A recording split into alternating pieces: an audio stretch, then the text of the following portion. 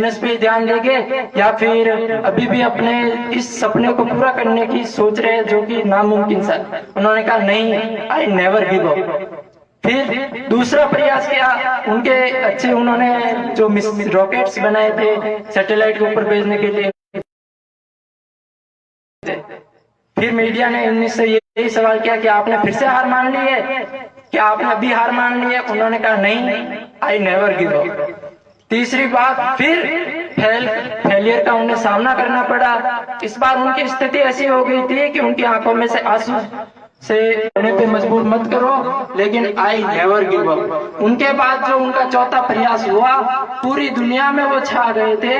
TV पे, अखबारों में एक ही न्यूज पहुंची थी कि एक कार को स्पेस में भेजा गया जो उन्हीं की कंपनी की टेस्ला की, और जो रॉकेट थे उससे ऊपर भी भेज गए और वापस अपने निर्धारित स्थान पे आए, जो एक पहले ऐसी टेक्नोलॉजी थी जो उनके द्वारा बनाई गई थी।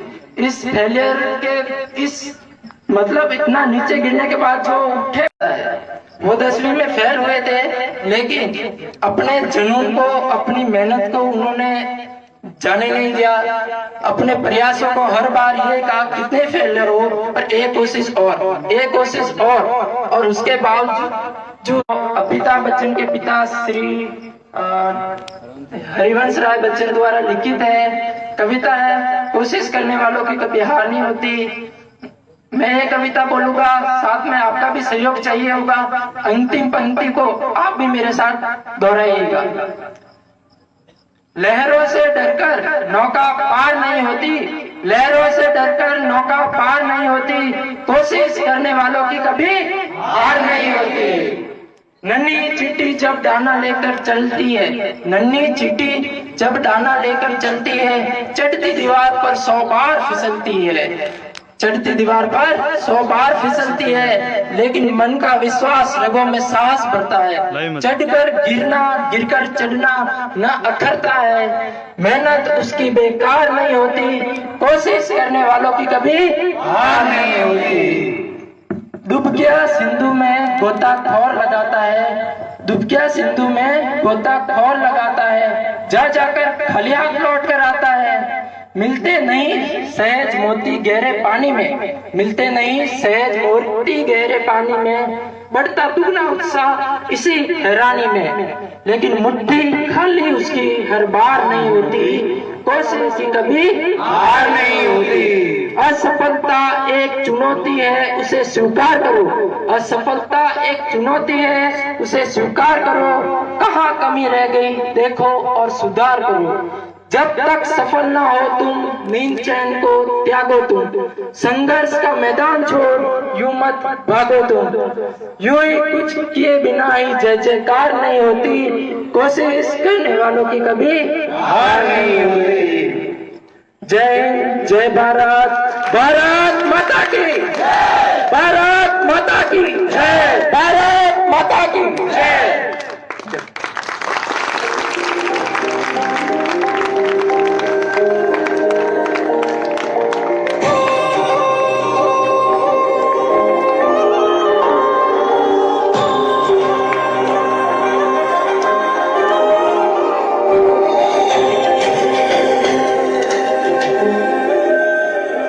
लाडले ने बड़ी ही प्रेरणादायी बात आप सभी मित्रों के साथ जो शेयर की है। वास्तव में इस बच्चे की जो कुछ बातें थी वो दिल को छू गई। और जैसा कि इस बच्चे ने बताया कि कोशिश करने वालों की कभी हार नहीं होती। तो बेटा जी, जिंदगी में हमेशा प्रयास करते रहो। हमेशा याद रखो, जब भी कभी आप अपनी सफलता से पीछे हटने का प्रयास करेंगे या फिर जब जब आपको लगे कि बस अब बहुत हो गया, अब नहीं किया जा रहा, या फिर अब तो लगभग मैं हारने वाला हूं, तो बेटा जी उस टाइम पे एक बारी के लिए आराम से, ठंडे मन से, शांत मन से ये चीज सोचना कि जिस दिन आपने शुरुआत की थी, आखिरकार उस दिन आपका उद्देश्य क्या था, क्या उस उद्देश्य की प्राप्ति आपको हो गई।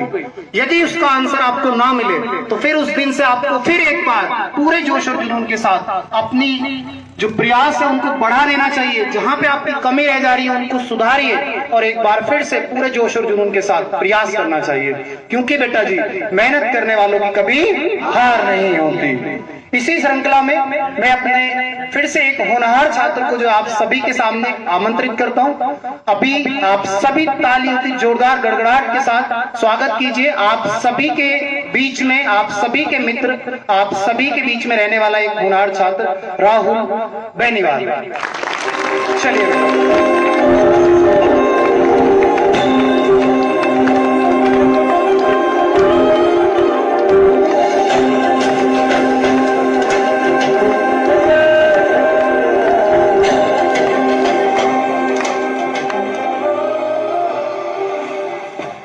पहले तो मैं अपने गुरुजनों को धन्यवाद देना चाहूंगा कि उन्होंने मुझे स्टेज पर बुलाया और बोलने के काबिल समझा।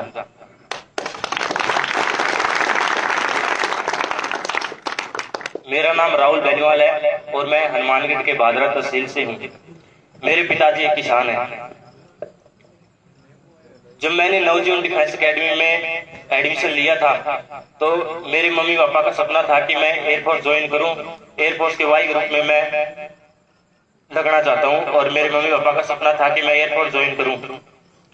जब मैंने यहाँ पर एडमिशन लिया था तो मुझे लगा था कि यार पता नहीं एडमिशन मतलब सिलेक्शन होगा या नहीं, किस प्रकार से तैयारी है और क्या क्या इसमें योग्यता मांगते हैं। लेकिन जिस प्रकार से नवजीवन डिफेंस एकेडमी ने मुझे पढ़ाया है, यहाँ के जो प्यारे गुरुजन है उन्होंने मुझे पढ़ाया है और मेरे माता पिता ने जो मुझे सपोर्ट किया है घर पर, जो मेरी फीस भरते हैं, उनका मैं हमेशा आभारी रहूंगा।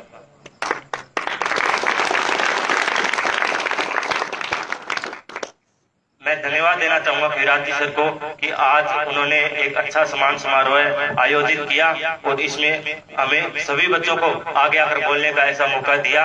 और हम हमेशा ही जैसे खिरात जी हमको जैसे दिन में हफ्ते में 1-2 बार हमें मतलब मोटिवेट करते रहते हैं डिफेंस के अंदर, और इसमें डिफेंस में हमें किसी भी प्रकार का कोई भी दबाव नहीं होता।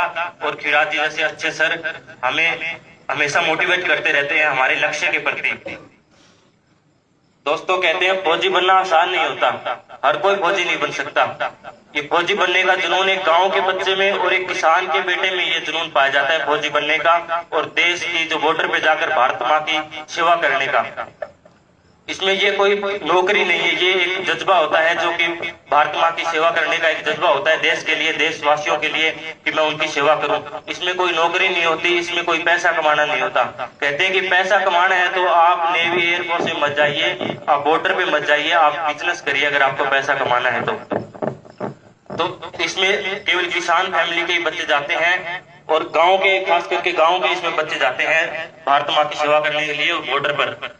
तो इस बार मैं आपको एक गाना सुनाना चाहता हूँ जो कि गांव के लड़के पर ही है वो गाना, उसमें मैं आपको एक गाना सुनाना चाहता हूँ।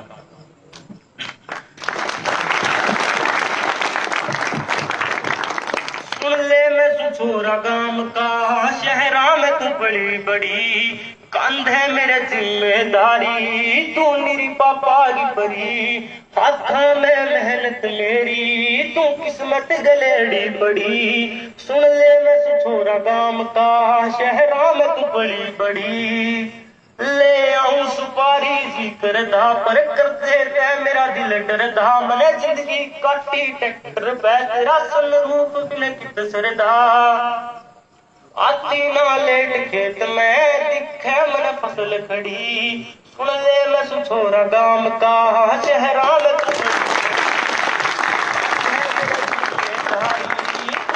पापा की बड़ी।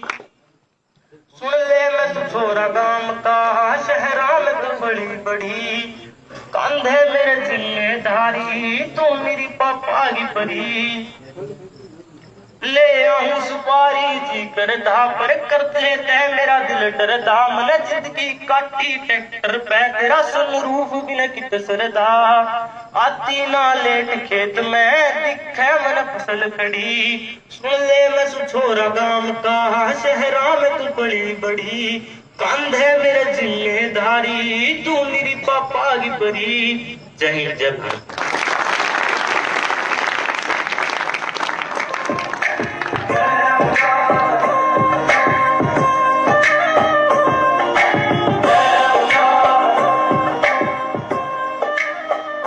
हमारे प्यारे बच्चे राहुल बेनीवाल के लिए एक बार जोरदार तालियां होनी चाहिए।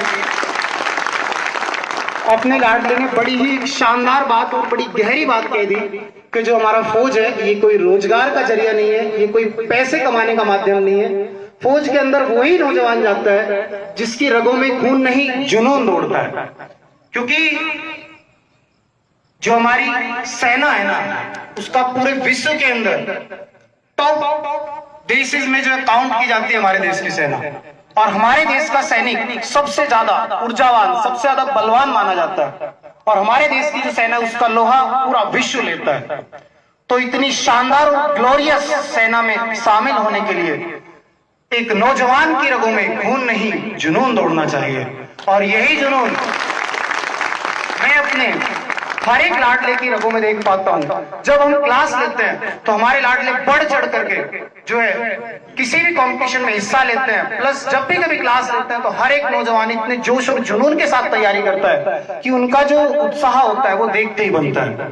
और कहीं ना कहीं हम भी उन नौजवानों को देख करके अंदर से मोटिवेट होते हैं, और नौजवानों के कारण ही आज ये सब कुछ हो पा रहा है।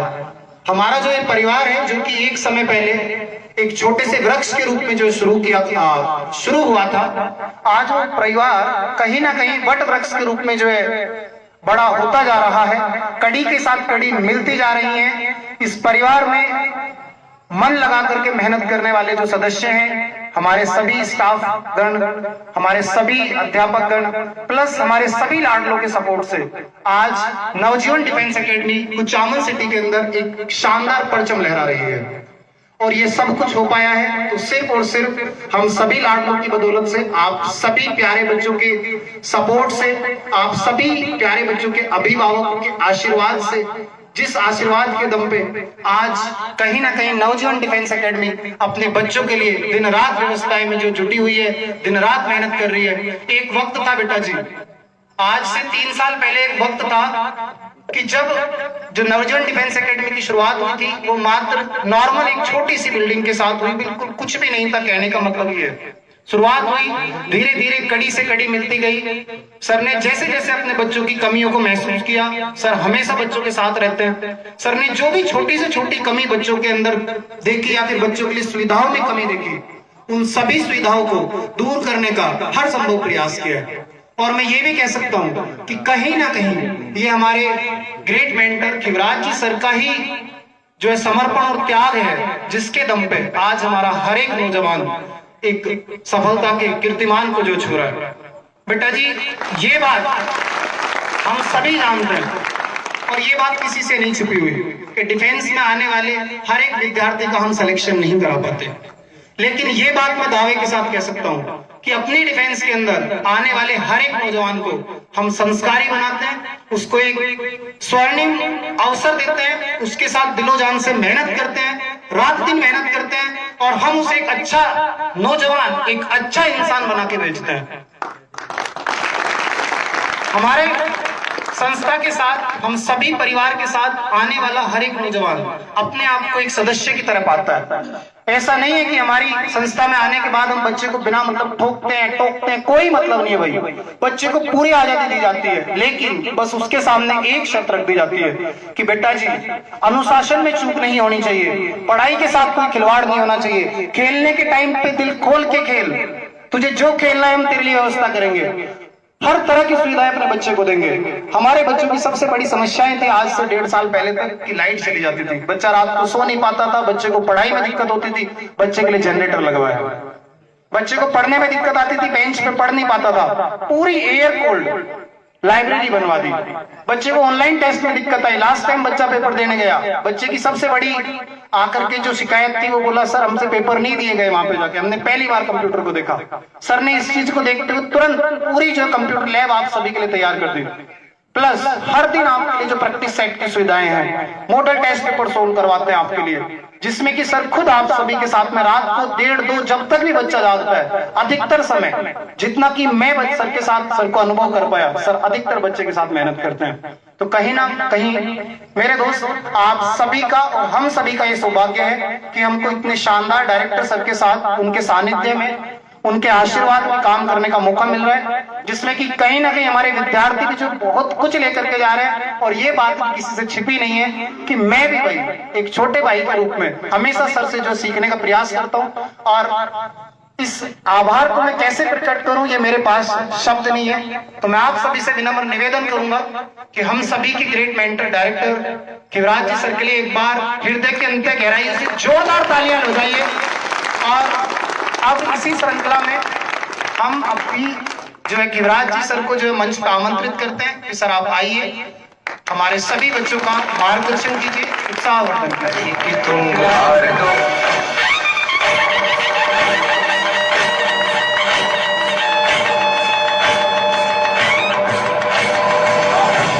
प्रचंड बोल मस्तकों के झुंड राज जंग की घड़ी की तुम हार दो, आन बान शान या की जान का हो दान, आज एक धनुष के बाण पे उतार दो।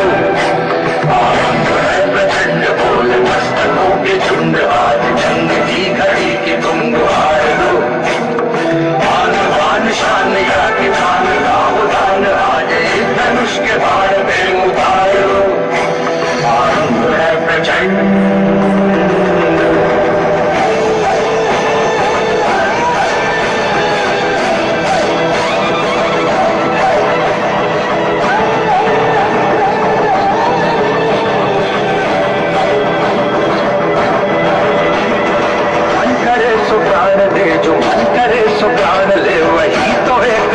शक्तिमान है, करे सो प्राण दे जो मन करे सो प्राण ले, वही तो एक सर्वशक्तिमान है। विश्व की पुकार है ये भागवत का सार है कि युद्ध ही तो वीर का प्रमाण है, कौरवों की भीड़ हो या पांडवों। नमस्कार दोस्तों, जय हिंद। कैसे हो सभी? मुझे वो जोश नहीं दिख रहा तो दिखना चाहिए। पूरे कुचामण में आपकी आवाज गूंजनी चाहिए। सभी को ऐसे लगना चाहिए पूरे कुचामण में कि नवजीवन डिफेंस एकेडमी के भावी अग्निवीर आज नवजीवन डिफेंस एकेडमी के परिवार को संबोधित कर रहे हैं। ये पूरी आवाज पूरे कुचामण में जानी चाहिए, ठीक है? तो सबसे पहले मां सरस्वती को और सालासर दरबार को प्रणाम करते हुए आज टॉपर्स की पहली पसंद बनती जा रही आपकी अपनी Navjeevan defence academy Kuchaman city Nagaur के ग्राउंड में प्रिय घनिष्ठ मेरे भाई के समान और संस्था के प्रबंध निदेशक रामसुख जी बाना सर, फौजी साहब प्रकाश जी, रीजनिंग के एक्सपर्ट टीचर मूलचंद जी भाजिया सर, जनरल साइंस से नवल जी सर, टेक्निकल मैथ से सुरेश जी खिलेरी सर, फिजिक्स से इंजीनियर सुरेंद्र जी सर, और जनरल मैथ से बीएल कुड़िया सर, और आपके और हम सब के लाडले और इंग्लिश के स्टार सानू सर। एक बार जोरदार ताली बजाएं सभी के लिए। और पूरी मैनेजमेंट टीम और छोटा भाई नवजीवन डिफेंस एकेडमी के सीईओ बलदेव चौधरी। आज बेटा जब भी कुचामण सिटी का नाम यदि कोई अभिभावक, कोई पेरेंट्स, कोई बच्चा कुचामण सिटी का नाम सुनते ही अभिभावक का और पेरेंट्स का इससे सीना गर्व से चौड़ा हो जाता है। इसका मेन मुख्य कारण ये कि ये कुचामण सिटी एक ऐसा शहर है जिससे ये इसको एक सपनों का शहर, शिक्षा नगरी, डिफेंस नगरी के नाम से भी जाना जाता है। सपनों का शहर तो मैं इसलिए बोलूंगा कि यहाँ पे हर साल सैकड़ों अभिभावक अपना सपना लेके और अपने सपने को यहाँ पे सौंप के जाते हैं। यहाँ पे कुचामण सिटी में डिफेंस एकेडमियों का एक इतना बेजोड़ मजबूत एक सिस्टम है जिससे के अनुरूप एक बच्चे को भावी फौजी बना के यहाँ से भेजा जाता है। सुबह 4 बजे से लेके शुरुआत जो होती है वो जय हिंद की नारों से और भारत माता की जयकारों के नारों से शुरू होती है। सुबह का 4 बजे का जो दृश्य होता है वो वास्तव में देखने लायक होता है। तो मैं बात बता रहा था कि पेरेंट्स का और छात्रों का कुचामण सिटी का नाम लेते ही ऐसे सीना गर्व से चौड़ा हो जाता है। और क्यों हो जाता है? क्योंकि कुचामण सिटी ने हजारों अभिभावकों के सपनों को संस्कारों के साथ साकार किया है। नौकरी लगना बड़ी बात नहीं होती है और सारे बच्चे नौकरी भी नहीं लगते हैं, लेकिन ये जरूर मैं कॉन्फिडेंस के साथ कह सकता हूं कि कुचामन सिटी में आने वाले प्रत्येक विद्यार्थी को एक मेधावी छात्र बना के यहाँ से भेजा जाता है, एक अनुशासन और एक संस्कारवान विद्यार्थी बनाया जाता है। तो बेटा आप अच्छे किस्मत वाले हो, आपने कुचामन में प्रवेश लिया और फिर उससे अच्छे किस्मत वाले हो आपने नवजीवन डिफेंस एकेडमी को चुना। तो मैं आपसे ये वादा पहले भी किया था और आज भी ये वादा कर रहा हूं कि आपसे जो पेरेंट्स के साथ जो मैंने विश्वास दिलाया था उस विश्वास को 100% कायम रखेंगे। आज का प्रोग्राम था, ऐसे बच्चे बैठे थे, बोला कि सर हमारे को एग्जाम से डर लग रहा है, 24 तारीख से हमारा एग्जाम शुरू हो रहा है और एग्जाम से हमारे को ऐसे घबराहट पैदा हो रही है कि अब एग्जाम में हम कहीं फेल तो नहीं होते, एग्जाम में कोई सब्जेक्ट हमारा डाउन तो नहीं रहते।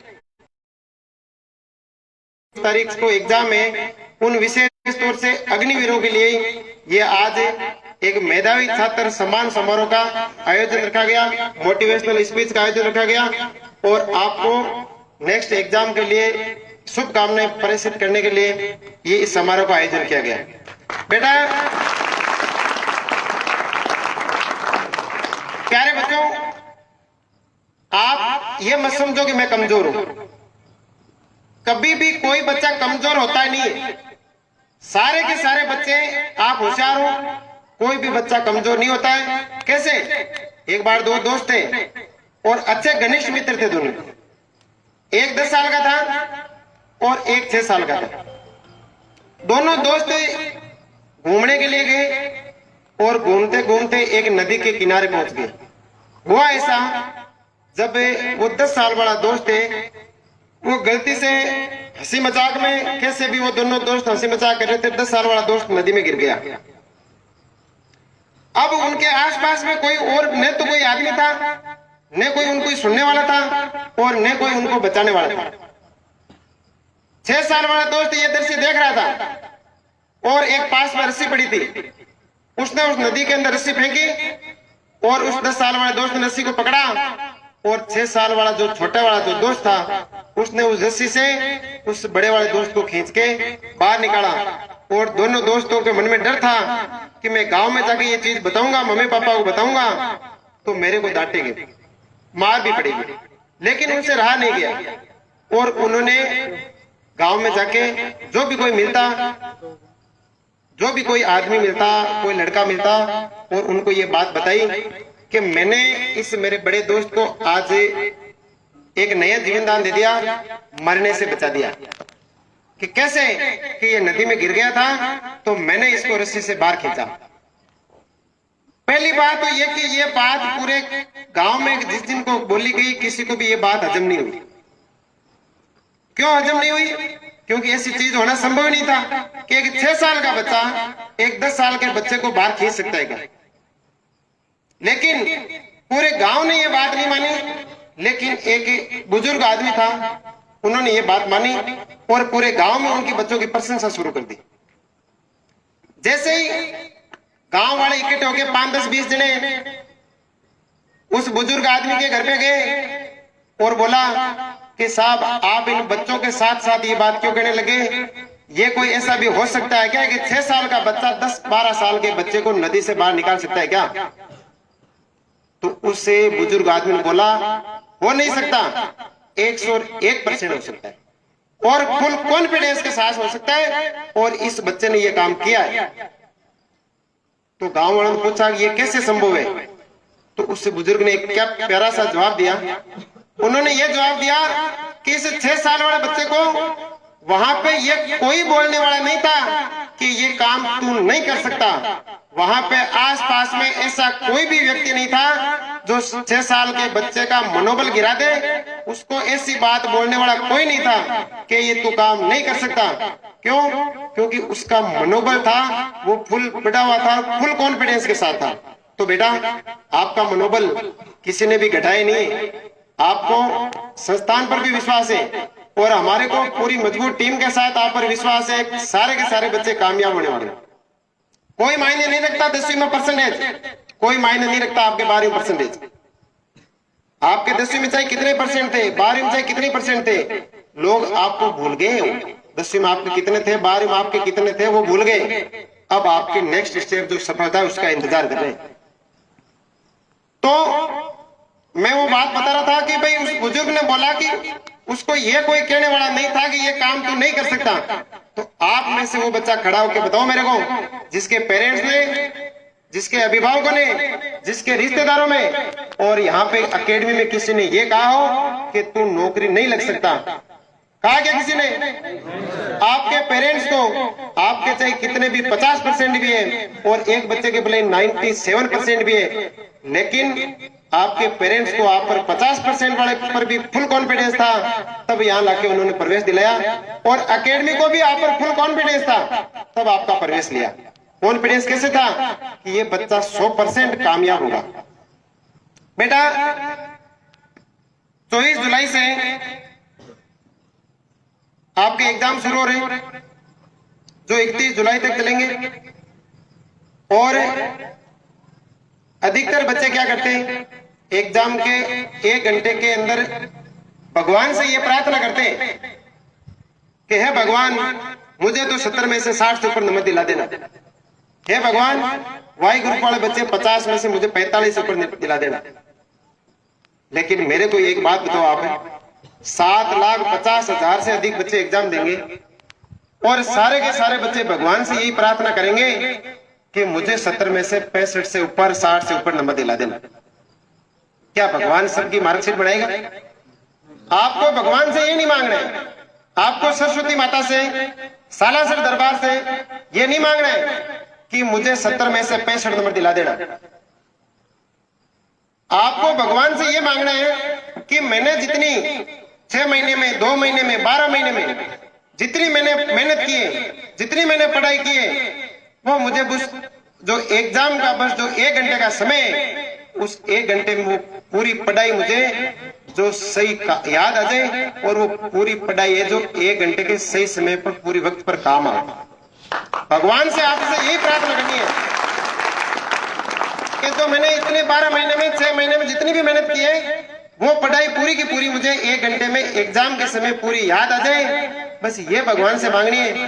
भगवान जो मांगते हैं वो देता नहीं है, लेकिन जो चाहिए होता है वो 200% देता है।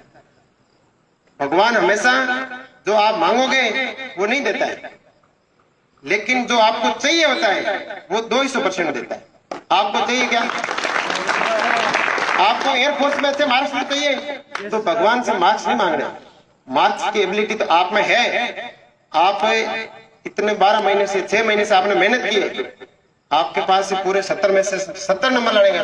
कल इंग्लिश का टेस्ट हुआ था, विजेंद्र के इंग्लिश में से 20 नंबर आए थे। मैथ में बच्चों के 20 में से 20 नंबर, सॉरी 25 का एग्जाम होता है मैथ का, 25 में से 25 नंबर।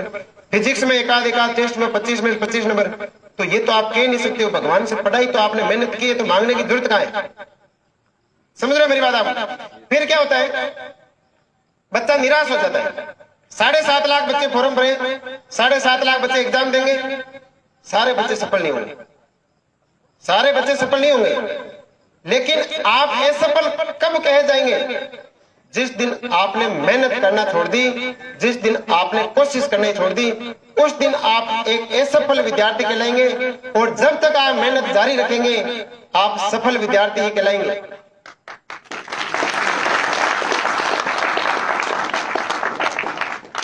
अब आपने एक परसेंटेज की बात चल रही थी। मैं एक दिन एक अखबार की कटिंग में पढ़ रहा था कि 10वीं के परसेंटेज है आपके कितने ही है और 12वीं के परसेंटेज है आपके कितने ही, मायने नहीं रखता।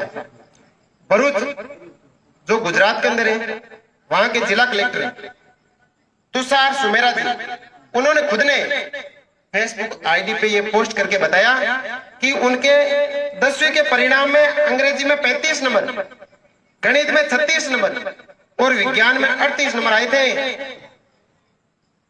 परसेंटेज क्या बने थे? 35-40% बने थे। लेकिन उनके बाद में वो टीचर बने और आज भरूच जो गुजरात के अंदर है वहां के जिला कलेक्टर। लेकिन उनको परिवार वालों ने और जो उनके पेरेंट्स थे, जो स्कूल के अध्यापक थे, उन्होंने किसी ने नहीं कहा कि तू कुछ नहीं कर सकता। गांव वाले तो कहते, गांव वाले तो आपके 98% भी बढ़ जाएंगे ना तो भी ये कहेंगे तू कुछ नहीं कर सकता। और बेटा, जीतने का मजा तब भी आता है जब बाकी लोग आपकी हार का इंतजार करते हैं। आपके गांव में आपके जो विरोधी बच्चे हैं, जो विरोधी आपके कोई मान लो पेरेंट्स है, वो तो यही इंतजार कर रहे हैं कि आप एग्जाम में सफल नहीं हो। और आपके जब सफल होने पे सबसे पहले बधाई देने वही पहुंचेंगे। उसी प्रकार से पाली जिले में पूर्व कलेक्टर रह चुके डीसी जैन, जिनके 10वीं क्लास में 57% नंबर थे और 12वीं क्लास में 50% नंबर थे, और वो पाली जिले के जिला कलेक्टर रह चुके। तो मेरे को आप ये बताओ, एक आईएएस जैसा एग्जाम उन्होंने क्लियर किया है, तो ये एयरफोर्स का एग्जाम तो उसका 10% है। कभी भी 95% वाले बच्चे को ये नहीं कह सकते तो 101% लगेगा, और 50% वाले बच्चे को हम ये नहीं कह सकते कि तू नहीं लगेगा। जब डीसी जेल कलेक्टर बन सकता है, जब तुषार सुमेरा जी कलेक्टर बन सकते हैं, तो आप सब के सब अग्निवीर बन सकते हैं। और ज्यादा दूरी पे बाद में नहीं, 24 तारीख से लेके और 31 तारीख के एग्जाम के बीच में ही सारे के सारे एयरफोर्स को लग सकते हैं।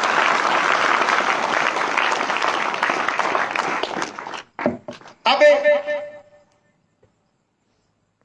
आप क्या करते हो, एग्जाम देते हो, एक क्वेश्चन आपको नहीं आ रहा है, हो सकता है आपके इस एग्जाम में किसी मान लो कि एक बच्चे का 2 बच्चे का सिलेक्शन नहीं भी हो, लेकिन वो आपके लिए एक चुनौती है, और उस चुनौती को आपको स्वीकार करना है। उस चुनौती को आपको स्वीकार करना है। जैसे एक बार सचिन तेंदुलकर का नाम तो सबने सुना है, किस किसने नहीं सुना? सबने सुना है। सचिन तेंदुलकर जो क्रिकेट का भगवान कहा जाता है, सचिन तेंदुलकर है जिन्हें क्रिकेट का भगवान कहा जाता है। 2007 के अंदर ऑस्ट्रेलिया और भारत के बीच में मैच चल रहा था। ऑस्ट्रेलिया और भारत के बीच में मैच चल रहा था। ऑस्ट्रेलिया की टीम के अंदर एक नया खिलाड़ी जो गेंदबाज था, बॉलर था, और उसका नाम था ब्रैड हॉग। सुना नाम सभी ने? वो उसका नया ही आना हुआ था और उसका पहला ही मैच था, और सामने था सचिन तेंदुलकर, और उसने पहली गेंद के अंदर सचिन तेंदुलकर को क्लीन बोल्ड कर दिया। पहली गेंद पर किसको, जो क्रिकेट का भगवान कहा जाता था, उसको पहली बॉल पर क्लीन बोल्ड कर दिया। ये जो ब्रेक हॉग के लिए एक ऐतिहासिक, एक बहुत ही बड़ी सफलता थी। और जो सचिन तेंदुलकर को आउट किया, लोग पीछे की गिल्ली के अंदर फर्स्ट बॉल में आउट करने का कोई इतिहास ही नहीं था, पहली बार ही वो फर्स्ट बॉल के अंदर आउट हुआ था। तो ब्रैड हॉग ने क्या किया, जो मैच पूरा होने के बाद में उसके वहां पे जो मंच था, उनका सम्मान हो रहा था, वहां पे जाके बोला, उनके धोख देके कि तेंदुलकर साहब, मेरे लिए इससे बड़ी और कोई सफलता नहीं हो सकती, मेरे लिए इससे बड़ी और कोई खुशी नहीं हो सकती। मैं ये चाहता हूं कि आपको मैंने फर्स्ट बॉल पे क्लीन बोल्ड किया है, और आप इसी बॉल से मैंने आपको बोल्ड किया है, तो आप इस बॉल पे अपना फोटोग्राफ दे दीजिए। सचिन तेंदुलकर, कहानी तो अब शुरू हो रही है। सचिन तेंदुलकर ने उस बॉल पे क्या लिखा, ये दिन जिंदगी में वापस कभी दोबारा नहीं आएगा। ये दिन है जो जिंदगी में वापस कभी दोबारा नहीं आएगा। ये चीज उन्होंने उस बॉल पे लिखी। इसका मतलब ये था कि आज आपने आउट कर दिया, लेकिन ये मौका आपका दोबारा नहीं आएगा कि आप मुझे फर्स्ट बॉल पे आउट कर दो या आप मुझे मैच में आउट कर दो। इतना सचिन तेंदुलकर को कॉन्फिडेंस था। तो आप यार एग्जाम देने के लिए जाते हो सकता है कोई बच्चा एग्जाम मान लो कि कम तैयारी करके गया हो, फिर वो 1 घंटे का उसका समय खराब हो और वो एग्जाम में सफल नहीं हो पाए, तो आपको उस टेबल पे ये लाइन जरूर हाथ से लिख के आनी है वहां पे कि ये दिन जिंदगी में वापस दोबारा नहीं आएगा। कौन सा दिन? कि जिस दिन आप वहां से हार का सर्टिफिकेट लेके जाएंगे। आपको वहां से एक चुनौती लेनी है, आपको एक संकल्प की मुट्ठी भेजनी है। और क्या संकल्प लेके आना है कि मैं ये असफलता का कभी भी मैं अब इसका स्वीकार नहीं करूंगा। बेटा, आपके सबके अंदर एनर्जी है, सबके अंदर ताकत है। कैसे? ऊर्जा तो पानी में भी होती है। एक पानी तो वो होता है जो खेतों के अंदर फसल को बड़ा करता है, जिससे किसान है, जिसके घर में खुशहाली पैदा होती है, जिसके घर में जो अनाज पैदा होता है। और एक पानी वो भी होता है जो बाढ़ की तबाही बोलते हैं। एक पानी वो भी होता है जो खेतों के अंदर फसल को बड़ा करता है, और एक पानी वो भी होता है जिससे बाढ़ से लाखों की तबाही होती है। तो बात यह है कि ऊर्जा तो सभी में है, लेकिन ऊर्जा का रूप कौन सा है? तो आप में ऊर्जा तो सभी में है, बात यह कि आप ये ऊर्जा कौन सी दिशा में खर्च करते हो। अधिकतर बच्चे काफी ऐसे हैं, हालांकि बच्चा 10 से 15 दिन में यहाँ के माहौल में अच्छा सेट हो जाता है। शुरू में मैं देखता हूँ बच्चे कहते हैं मेरा मन नहीं लगता। मेरे पास ऐसे विद्यार्थी भी है जिनके पेरेंट्स यहाँ छोड़ के गए थे, उन्होंने कॉन्फिडेंस के साथ कहा कि सर आप रख लो भले बच्चे को, लेकिन ये आपके पास डिफेंस में नहीं रुकेगा, ये 2 से 3 से 4 से 5 दिन के अंदर वापस आएगा।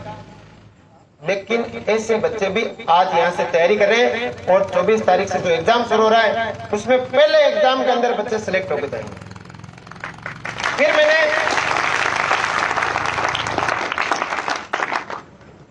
फिर मैंने आपको एक बात की कि कुचामन सिटी में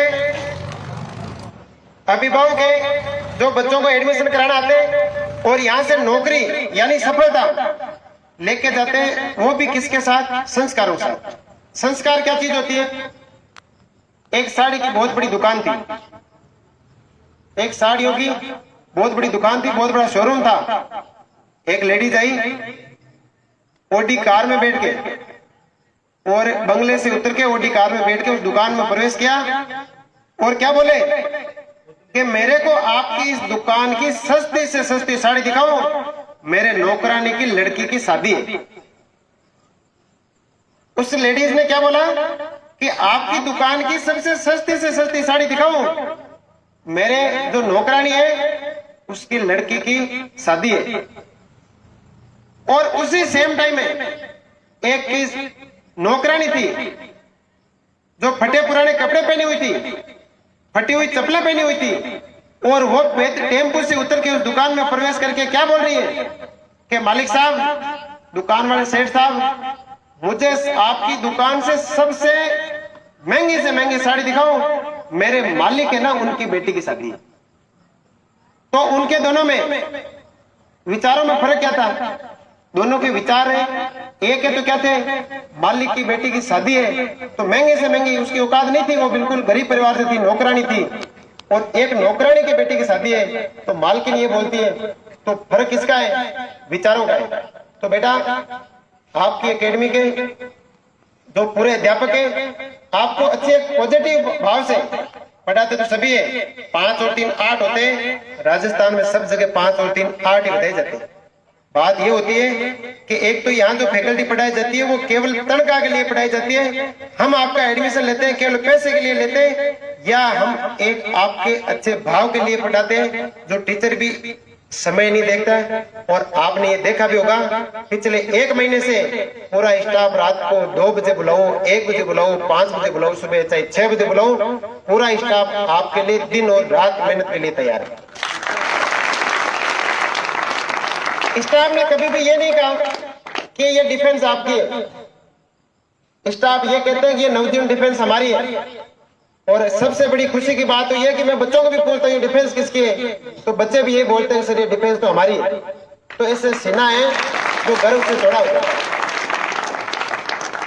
मैं आपका पिता तो नहीं हूं, मैं आपकी माँ तो नहीं हूं, मैं आपका बड़ा भाई तो नहीं हूं, लेकिन माँ बाप और भाई से कम भी नहीं हूं। एक माँ ने जितना आपको घर पे 12वीं तक प्यार दिया, एक बाप ने जितना आपका लाड प्यार किया, और एक भाई ने, बड़े भाई ने आपके छोटे भाई का जितना लाड प्यार किया, उतना ही लाड प्यार आपसे मैंने किया। और बात ये होती है एक सफल व्यक्ति और एक असफल व्यक्ति, फर्क ये चीज का होता है कि आप अपने आप को सौंपते किन के हाथों में? आप अपने आप को सौंपते किन के हाथों में हो? कैसे? एक बार एक चेले ने गुरुजी को बोला कि सर मेरी कीमत क्या हो सकती है?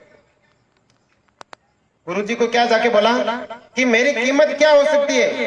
तो गुरुजी ने देखा कि ऐसे तो समझाना मुश्किल है, और उनको उस लड़के को एक चिकना सा पत्थर दिया और बोला तो इस पत्थर को यहाँ कुचामन सिटी के बाजार से बेचना शुरू होना है, और तू जयपुर दिल्ली सब जगह पहुंच जाना, लेकिन इसको मोल भाव करके आना, इसको बेच के नहीं आना। वो बच्चा सबसे पहले यहाँ पे जो आस पड़ोस की कुचामन की जो बस स्टैंड के पास जो सब्जी की दुकान है वहां पे गया और एक सब्जी वाले दुकान को बोला कि भाई साहब ये पत्थर है जो मुझे बेचना है, ये जो पत्थर है जो मुझे बेचना है। तो सब्जी वाले ने कहा अच्छा चिकना पत्थर है, बच्चा घर पे खेलेगा, और नहीं तो मैं इसका जो आपको पता है सब्जी वाले होते हैं उनके पास जो तौल के लिए जो बाट होते हैं ना वो भी पत्थर के होते हैं। तो बोला चिकना पत्थर इसका और कोई नहीं तो वो बना लो ना। तो उसको बोला बच्चे को कि मैं इसके बदले आपको 1 किलो आलू दे सकता हूं, लेकिन उसको तो गुरुजी ने ये कहा था कि इसको बेचने दे ही नहीं। फिर वो कुचामन के बाजार में गया, कुचामन के बाजार में जाके और किसी बड़े व्यापारी के पास, किसी बड़े दुकानदार के पास गया तो बोला कि मैं ये पत्थर है जो बेचना चाहता हूं। तो एक दुकानदार ने बोला कि मैं इसके 5,000 रुपए दे सकता हूं, मेरा घर पे बच्चा खेलेगा या कांच के अंदर लगाऊंगा तो भी बहुत अच्छा प्यारा लगेगा। ऐसे करते करते वो पत्थर को लेके पहुंच गया जयपुर। जयपुर में बहुत बड़ी सुनार की दुकान पे गया और बोला कि ये मुझे पत्थर बेचना है सोनी साहब। तो सोनी साहब ने बोला कि बिल्कुल ले लेंगे, इसके हम आपको 50,000 रुपए दे देंगे। तो उसको तो ये गुरुजी ने कह रखा था कि भाई पत्थर को तो बेचना तो है नहीं। फिर वो ऐसे करते करते कहां पहुंच गया? दिल्ली, और दिल्ली में भी जोहरियों की दुकान पे पहुंच गया। जोहरी होते हैं जो हीरे के व्यापारी होते हैं, और जोहरी की दुकान में पहुंचते ही उस हीरे की दुकान के मालिक ने, जो वहां का शोरूम था, उसके मालिक ने मखमल का गधा उठाया और उस लड़के के सामने रखा और बोला कि भाई साहब आप इस पे विराजमान हो, और इसको आप यहाँ पे जो कोई बर्तन था चांदी का था सोने का था, बोला इसके अंदर रखो, ये नायाब हीरा है, आपको ये मिला कहां से? आप ये मुझे दे दो और इसके बदले में ये पूरा शोरूम ले लो, और इसके अलावा आपको ऊपर रकम बोलो कितनी चाहिए। वो एक गांव का छोरा कभी 5,000 रुपए 20,000 रुपए नहीं देखे, और एक आलू की बोरी से लेके दिल्ली में बड़ा शोरूम अरबों रुपए का, उसको ये कहानी समझ में नहीं आई। और वो दौड़ा दौड़ा वापस गुरुजी के आश्रम में पहुंचा और बोला कि ये गुरुजी क्या मामला चल रहा है? बोला कि कैसे बेटा? बोला कि आपने मुझे ये हीरा दिया बेचने के लिए, मुझे तो आपने बताया नहीं, लेकिन इसके 1 किलो कहां तो 1 किलो आलू और कहां दिल्ली का शोरूम। तो गुरुजी ने एक लाइन में पूरे जो कहानी थी उसका सारांश बता दिया कि बेटा कीमत इस हीरे की नहीं है, कीमत तो इस बात की है कि आप इसको बेचते कहां पर हो। तो आप बेटा सबसे बड़ी कीमत आपकी ये है, आप भले ही पढ़ाई में कमजोर होंगे, भले ही पढ़ाई में आप होशियार होंगे, लेकिन आप अपने आप को सौंपते किन हाथों में हो, आप रहते किन के साथ हो। तो आपकी एकेडमी और आपका स्टाफ कोई दिल्ली के जोहरियों से कम नहीं है, आप दिल्ली के जोहरियों के हाथों में हो। आपको घबराने की और चिंता करने की जरूरत नहीं है। आप 24 तारीख से बिल्कुल बालाजी का नाम लेके और फुल कॉन्फिडेंस के साथ पेपर देके जाना, पेपर देने के लिए जाना। आपको इस बात की चिंता नहीं है। क्यों? क्योंकि आप अच्छे हाथों में थे, आप अच्छे हाथों में पले बड़े हो और अच्छे हाथों में आपकी शिक्षा प्राप्त हुई। बेटा कठिनाइयों में कभी घबराना नहीं है। भगत सिंह था जेल के अंदर बंद था, भगत सिंह था जेल में बंद था, और जेल में उसको पूछा गया कि आप इतने खुश क्यों? वो जेल में भी बंद था, बहुत बहुत जोर जोर से हंस रहा था। तो उसको पूछा गया कि यार इतना बेवकूफ आदमी है, जेल के अंदर बंद करने के बाद में तो रोते और तू हंस रहा है। तो उसने क्या बोला? मेरे पास ऑप्शन दो ही है कि या तो मैं रोऊं और या मैं हंसूं, तो क्यों न मैं अच्छे को चुनूं। और ये जो आप तैयारी कर रहे हो एयरफोर्स की, नेवी की, ये मौका आपको बार बार नहीं मिलेगा। अगले बैच में तो पीछे से और बच्चे बहुत मजबूत टैलेंटेड बच्चे तैयारी कर रहे हैं, हजारों बच्चे इस कुचामण में तैयारी कर रहे हैं। बेटा ये जो मौका है जो आपको हाथ से गंवाना नहीं है। कैसे? एक बार बिल गेट्स एक सेमिनार कर रहे थे और एक लड़की ने खड़ा होकर पूछा कि सर आपकी सफलता का राज क्या है? बोला कि सर आपकी सफलता का राज क्या है? तो बिल गेट्स ने जेब में से चेक बुक निकाली और एक ब्लैंक चेक पे साइन करके और कहा कि ये ले बेटा। लड़की बड़ी जिद्दी थी, बोला कि मुझे चेक नहीं चाहिए सर, मुझे तो आपकी सफलता का राज क्या है वो बताओ। फिर उन्होंने जेब से चेक बुक निकाली, एक चेक पर और ब्लैंक चेक पे साइन किए और फाड़ के दे दिए, ये ले बेटा।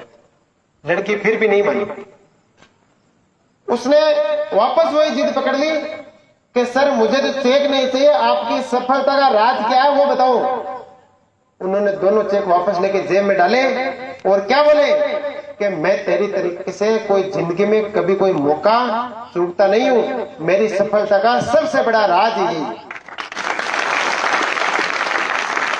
तो ये मौका है, आपको बार बार नहीं मिलेगा। आपने अच्छी 12 महीने से अच्छी तैयारी की है, इस तैयारी को आप फुल पॉजिटिव एनर्जी के साथ एक अच्छे विचारों के साथ। विचार कैसे?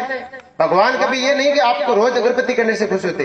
भगवान कभी भी एग्जाम में जब क्या होता है, कोई आदमी काम के प्रति इतना समर्पित हो जाता है तो भगवान उसके साथ वैसे ही रहते हैं। कैसे? एक बार एक डॉक्टर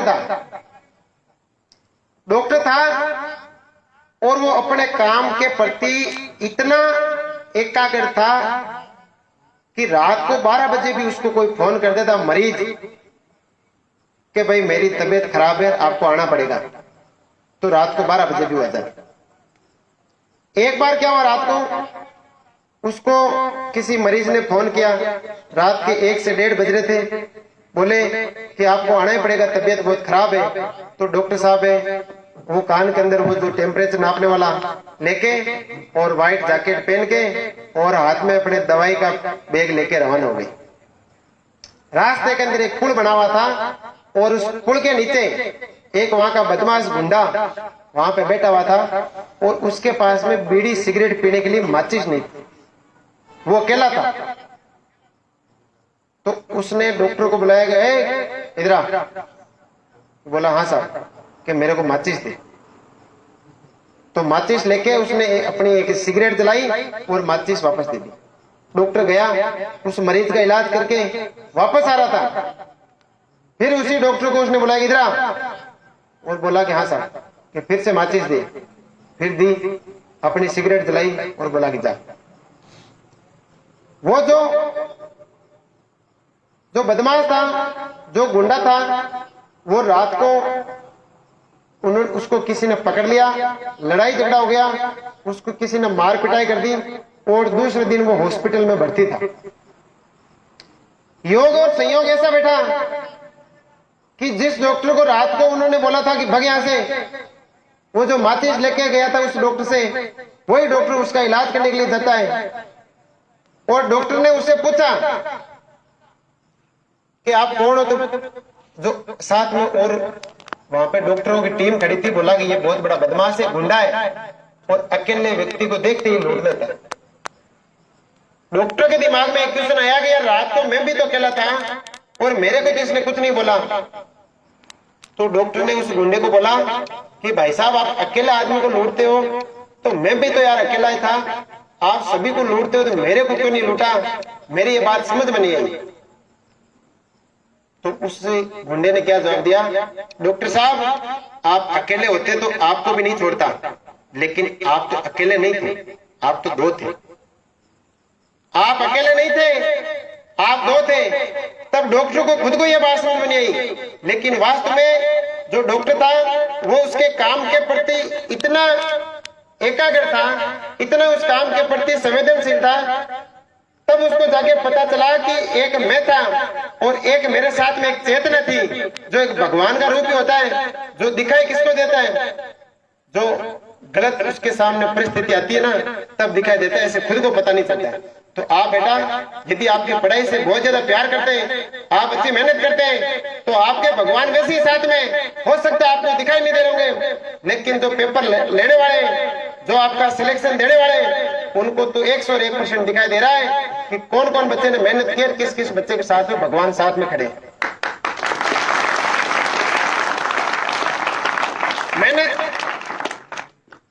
मेहनत तो सभी बच्चे करते हैं, आपने अधिकतर गांव में देखा होगा। मेहनत कैसे करते हैं? एग्जाम हो गया, एग्जाम होते ही वो क्या करते हैं, आराम से रेस्ट करते हैं, जैसे उन्होंने कोई आईएएस से रिटायरमेंट ले लिया।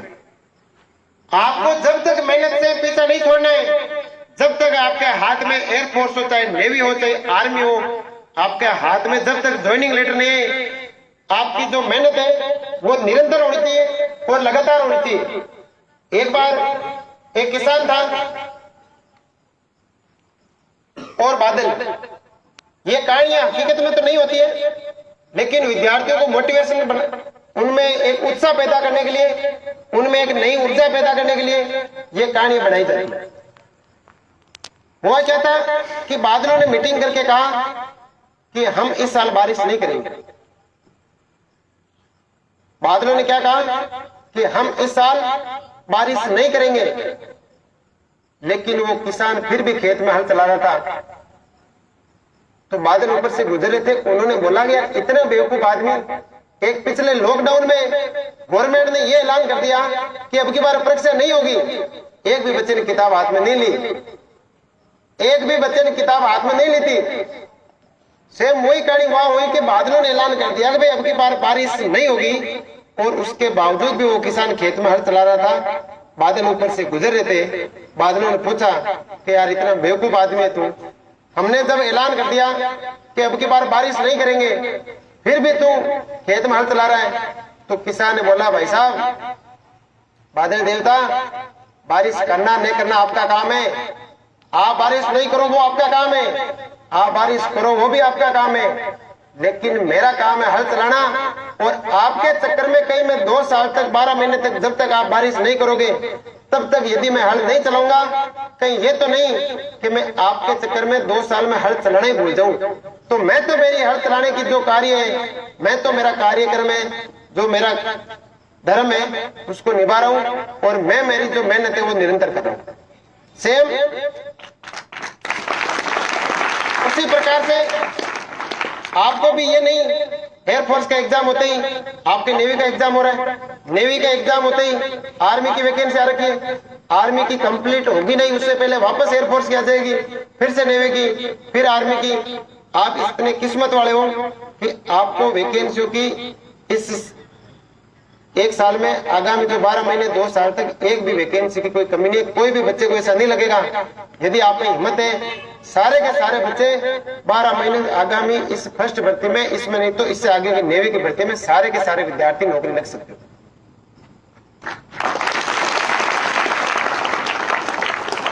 अब सभी बच्चों ने आपको, विजेंद्र सिंह ने आपको मोटिवेशन दिया, राहुल बेनीवाल ने आपको मोटिवेट किया, सर ने किया, और भी बच्चे हैं जो इच्छुक अभ्यर्थी आपको बताएंगे तरह तरह की बातें। लेकिन मोटिवेशन हमारे करने से मोटिवेशन नहीं होगा। मोटिवेशन तो जब आपके मन में होगा। कैसे? आपका जब लक्ष्य होगा, आप किसी के कहने से नहीं, आपके मन में। आप एक ही बात 2 मिनट आप आंखें बंद करके और अपने आत्मा में हाथ रख के और पूछो, क्या मैं एग्जाम के लिए 100% तैयार हूं? अंदर से आवाज आती है ना कि यस तू तैयार है, तो फिर से आपके अंदर से आवाज आएगी, तू कर सकता है, तेरे जैसा इस दुनिया में और कोई भी नहीं है, तू कर सकता है, और तेरे जैसा इस दुनिया में और कोई भी नहीं है। और जो तेरे मन में जो संकल्प है, जो तेरा टारगेट है, वो 101% हासिल करेगा। कब? जब आपके मन में कॉन्फिडेंस होना चाहिए, आपका टारगेट निश्चित होना चाहिए, आपका गोल फिक्स होना चाहिए।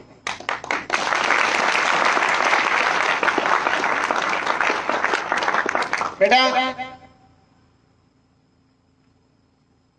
एक बार एक आदमी था जो डेली ट्रेन के अंदर आता जाता था और एक हाथ में डायरी रखता था, हाथ में डायरी रखता और दिन के अंदर उसने क्या सीखा इस चीज को शाम को वो डायरी में नोट करता। दिन में उसने क्या सीखा ये शाम को उसने डायरी में डेली वो डायरी में क्या करता था, नोट करता था। एक दिन ऐसा हुआ जब वो ट्रेन में बैठा था, एक जो पानी की बोतलें, आपको पता है ट्रेन में आप घूमते हो, ट्रेन में आप चलते हो तो जो पानी की बोतल बेचने वाले, जो ब्रेकफास्ट बेचने वाले छोटे छोटे बच्चे घूमते, तो वो पानी की बोतल बेच रहे थे। उसी सीट के सामने एक आदमी बैठा था और उसने पानी की बोतल बेचने वाले को क्या बोला कि भाई बेटा ये बोतल कितने रुपए की है? तो उसने बोला 10 रुपए। अब जो पूछा जिसने बोतल का, वो बोला कि 10 रुपए की कौन सी बोतल आती है? तो 5 रुपए की है, 5 रुपए में देता है तो देख ले, नहीं तो रहने दे। वो बच्चा बिल्कुल हंस के आगे निकल गया, लेकिन जो आदमी जो डायरी में नोट करता था उसको ये बात समझ में नहीं आई कि यार मेरे को यहां से सीखने के लिए ऐसी कौन सी बात मिल रही है। इसने तो बोला है कि मैं तो 5 रुपए दूंगा, जबकि 5 रुपए का तो कोई बाजार में भाव नहीं है। कायदे से तो इसको लड़ना चाहिए था, लेकिन ये तो हंस के आगे रवाना हो रहा है। फिर उसके पीछे पीछे वो डिब्बे में भागा और बोला कि बेटा ये रुक जाओ। कि कौन गया?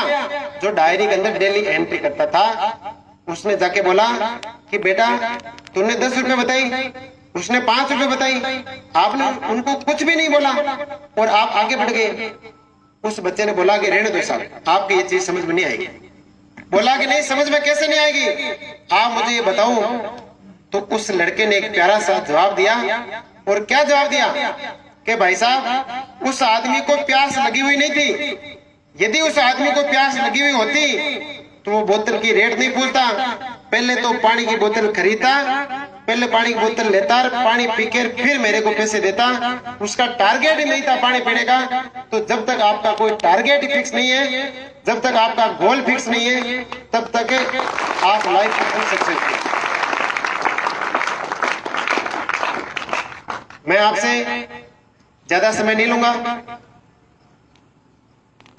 जिन बच्चों के 24 तारीख से एग्जाम है, उन बच्चों के लिए विशेष तौर से नवजीवन डिफेंस की ओर से, पूरे स्टाफ की ओर से, आपको मेरी ओर से और नवजीवन परिवार की ओर से एग्जाम के लिए बहुत बहुत बधाई हो। और भगवान से यही प्रार्थना करना कि 1 घंटे में मैंने जो 6 महीने तक जो पढ़ाई की है, मैंने 12 महीने तक जो पढ़ाई की है, वो मेरे को उस वक्त पे 1 घंटे के वक्त पे याद आ जाए। बेटा आप सब किसान फैमिली से बिलोंग करते हो, मैं भी एक किसान फैमिली से हूँ। बहुत जिंदगी में संघर्ष किया है, जिंदगी में बहुत संघर्ष किया है और आपको मैं सारी चीजें बताता भी। जिंदगी में मैंने भी बहुत संघर्ष किया, सारी चीजें मैं आपको बताता भी हूँ। और आप भी उसी, हो सकता है कि आप संघर्ष मेरे से कम करे होंगे और मैंने आपसे ज्यादा किया। मैं भी एयरफोर्स, नेवी, इन दोनों को एग्जाम फाइट करके गया। फर्स्ट बार में जब एयरफोर्स का एग्जाम दिया था, तब भगवान के मैं अगरबत्ती करके और नारियल चढ़ा के गया। और जोधपुर ऑफलाइन एग्जाम होता था उस टाइम, और जोधपुर एग्जाम हुआ 5 एयरमैन सिलेक्शन सेंटर। मैं 1 घंटे का समय था, उसमें पेपर मैंने दिया। पहले 20 क्वेश्चन इंग्लिश के किए, फिर 25 क्वेश्चन फिजिक्स के किए। लेकिन महाराज ने मेरे को क्या बोला था, बोला कि ये आका कितने, फिर वहां पे ऐसे करके बोला कितने, मैंने कहा 5, कि जा तेरा सिलेक्शन हो जाएगा। तो मैं तो ऐसे उन महाराज के भरोसे था कि महाराज ने तो बोला है कि तेरा तो सिलेक्शन हो जाएगा। लेकिन वो पेपर पहले क्या होता था, आज का जो रिजल्ट 10 से 15 दिन बाद में आता है, पहले रिजल्ट है जो आधे घंटे बाद में सुना देते हैं। और हमारे को सभी बच्चों को बाहर बिठाया। मेरे मन में एक ही क्वेश्चन आ रहा है कि यार तूने लास्ट के जो क्वेश्चन है 25, मैथ के, किसके, फिजिक्स के आते लास्ट में, वो तो आपने किए नहीं है, तो तेरा सिलेक्शन कैसे हो जाएगा? वो तो आपने किए नहीं है, तो तेरा सिलेक्शन कैसे हो जाएगा? लेकिन फिर से दिमाग में वही बात आ रही है कि यार महाराज ने तो बोला था कि तेरा सिलेक्शन तो 101% पक्का है। तो होता क्या था, ज्यादा बच्चों को पास करते थे, फेल कम बच्चों को करते थे। पहले जो कॉलेज भी है वो भी परसेंटेज बेस पे आते थे। तो 101 बच्चे थे, उनमें से 60-70 बच्चे तो पेपर में पास हुए और जो फेल हुए उनका नाम लिया गया। अब जब मेरा नाम आया खड़ा हुआ मैं, और मन में एक ही सवाल यार 25 क्वेश्चन तो मैंने किए नहीं, मैं पेपर पास हो गया कैसे। लेकिन कहानी तो तब समझ में आई जब वहां के ऑफिसर ने बोला कि नेक्स्ट एग्जाम के लिए बेस्ट ऑफ लक, बाहर जाने का रास्ता उधर से। तब मेरे ये बात समझ में आई कि भगवान तो उसके साथ है जो मेहनत करता है, भगवान तो उसके साथ है जो संघर्ष करता है। तो बेटा फिर दोबारा एयरफोर्स का पेपर दिया। एयरफोर्स का पेपर था बैरकपुर पश्चिम बंगाल में, नेवी का था मेरे बेलगाम यहाँ पे गुजरात के अंदर, गुजरात में कहा था सर, जामनगर था गुजरात में। दोनों जगह एयरफोर्स के पेपर क्लियर किए। आंखों के अंदर कलर विजन में, मेडिकल में जो आपका मेडिकल करते हैं आपको कलर विजन की बुक दिखाते हैं, उस मेडिकल में परमानेंटली अनफिट हो गया। तब ये दिमाग में आया कि अब एयरफोर्स और नेवी में तो अपन नहीं लग सकते, लेकिन अपने लगा तो सकते हैं। एयरफोर्स और नेवी में लग तो नहीं सकते, लेकिन लगा तो सकते हैं। तब से जाके आज 4 साल हो गए अपने संस्थान को। इससे अब की बार 60 बच्चों का एग्जाम है। आप ये रिजल्ट आएगा, एक ऐतिहासिक रिजल्ट आएगा। क्यों? क्योंकि हमें हमारी मेहनत पे फुल 100% कॉन्फिडेंस है। पूरा स्टाफ आपके साथ रात को 2-2 बजे तक आपके साथ बैठा रहता है। सुबह 4 बजे से लेकर नाइट को 2 बजे तक हमने कभी भी आपको किसी भी प्रकार के लिए ना नहीं दी। आपका जब मन करा कि सर मेरे को घर पे बात करनी है, हमने बोला ये लो बेटा मोबाइल बात करो। सर मेरे ये चीज लानी है, हाँ बेटा हम लाएंगे, लेकिन शर्त एक ये कि आप मेहनत में कोई प्रकार की कमी नहीं छोड़ो। और आपको भी मैं तहे दिल से धन्यवाद देना चाहूंगा।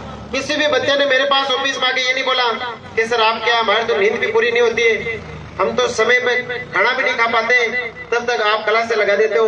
एक भी बच्चे ने ये नहीं बोला। और शानदार और एक जानदार मेहनत की। इसके लिए एक बार जो जिन बच्चों के एग्जाम है उनके लिए जोरदार से तारीफ दें।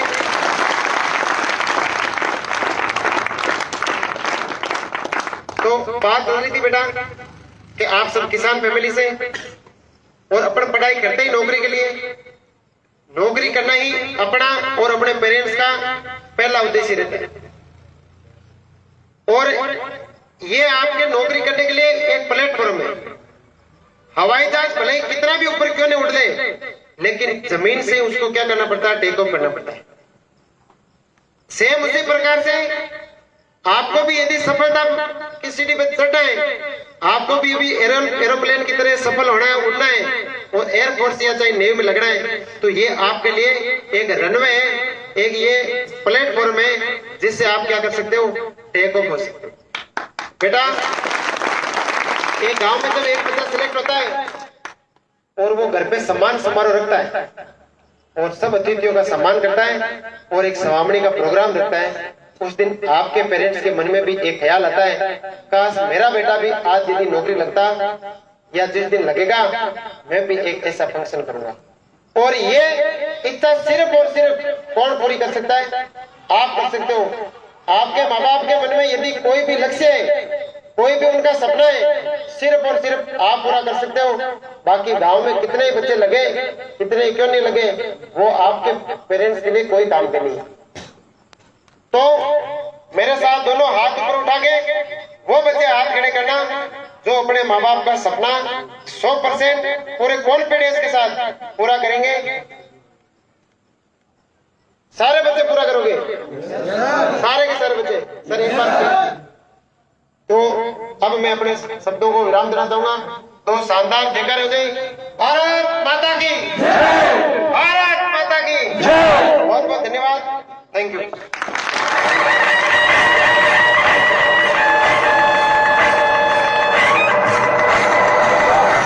प्रचंड बोल मस्तकों के झुंड, आज जंग की घड़ी की तुम गुहार दो। मान मान शान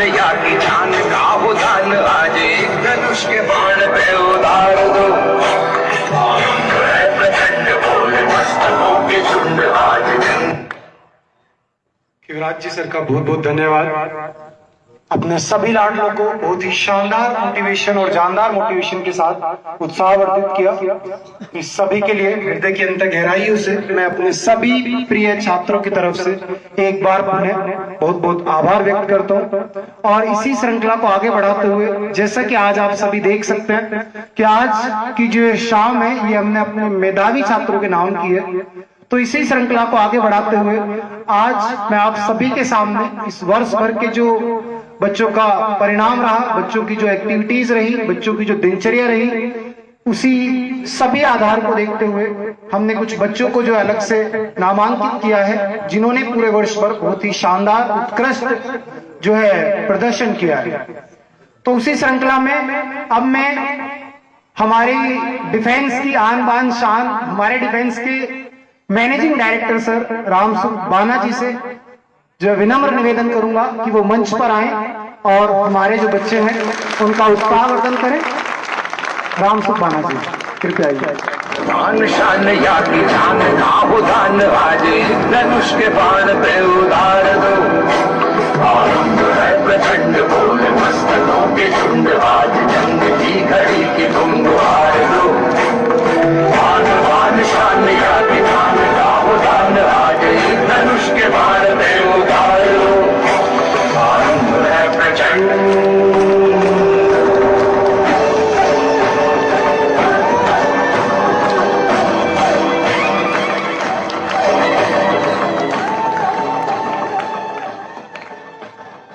महासारथी को नमन। जो भी आपका जोश देके हम जो महसूस कर रहे हैं, हमें ऐसा लग रहा है जो हमारी मेहनत थी वो जरूर एक दिन रंग लाएगी। आप में जो जोश जुनून दिख रहा है इसको आपको कायम रखना है। ये संस्थान नवजीवन परिवार आपके उज्जवल भविष्य की कामना करता है। जो बच्चे 24 तारीख को एग्जाम देने जा रहे हैं उनको संस्थान की ओर से, मेरी ओर से बेस्ट विशेष धन्यवाद। बहुत बहुत धन्यवाद सर। आपने कम शब्दों में जो है गागर में सागर भर दिया। सर ने कम शब्द बोले लेकिन अपने आप में बहुत गहरी बात कह दी कि पूरे परिवार की तरफ से हार्दिक शुभकामनाएं। और एक जो वास्तव में शिक्षक होता है अंत घड़ी में उसके पास शब्द नहीं होते कि अपने लाडलों को किस तरीके से वो जो उत्साहवर्धित करे और किस तरीके से अपनी बातों को व्यक्त करे। और कहीं ना कहीं वही चीज हमको देखने को मिली अपने रामसुख सर के साथ। तो चलो मेरे प्यारे बच्चों, जो अपनी मेधावी छात्रों के सम्मान समारोह की श्रृंखला है उसी को मैं आगे बढ़ाता हूं। और अब मैं आप सभी के सामने अपने वर्ष भर जो शानदार प्रदर्शन करने वाले छात्र थे उनको जो बुलाना चाहूंगा। तो सर्वप्रथम मैं वाई ग्रुप में जो सबसे उत्कृष्ट प्रदर्शन करने वाला अपना फर्स्ट रैंक पे रहने वाला छात्र है उसको जो मंच पर आमंत्रित करता हूं। अपना बच्चा है नवीन यादव।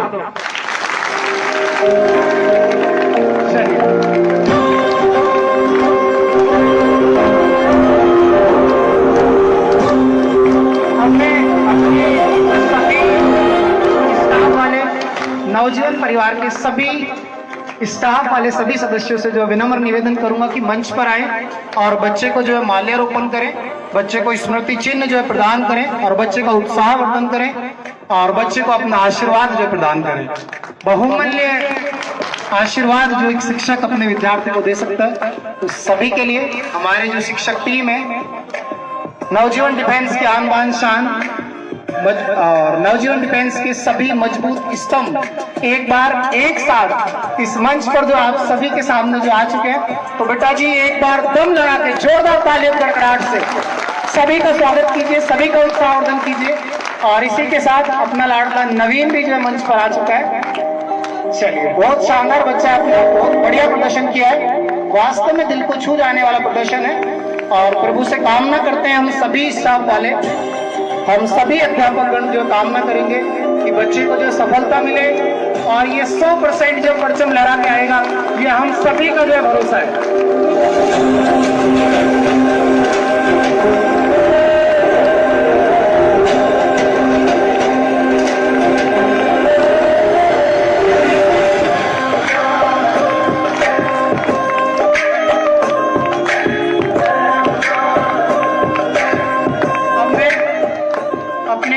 लाडले नवीन से जो है बेटा कुछ अपनी जो विचार रहे, आपको कैसा अनुभव रहा हमारे साथ में काम करके, आपके परिवार के साथ आपका क्या अनुभव रहा, वो शेयर करो। सबसे पहले मैं मेरे गुरुजनों और प्रियजनों को मेरी ओर से नमन करता हूँ। मैं नवीन यादव जोधपुर से बिलोंग करता हूँ। मेरे पिताजी का नाम धनराज यादव है, जो कि एक फार्मर है। मैं आपके सामने एक कविता प्रस्तुत करना चाहता हूँ। तू खुद की खोज में निकल, तू किस लिए हताश है, तू चल, तेरे वजूद की समय को तलाश है, समय को तलाश है। चरित्र जब पवित्र है तो क्यों दशा तेरी खराब है। ये पापियों का अंत नहीं जो तेरे लिए इतने हताश है। तू चल, तेरे वजूद की समय को तलाश है। बहुत शानदार पंक्तियों के माध्यम से बच्चे ने अपनी जो बात रखी है, बहुत बढ़िया अपना बच्चा रहा, वर्ष पर बहुत अच्छा प्रदर्शन किया।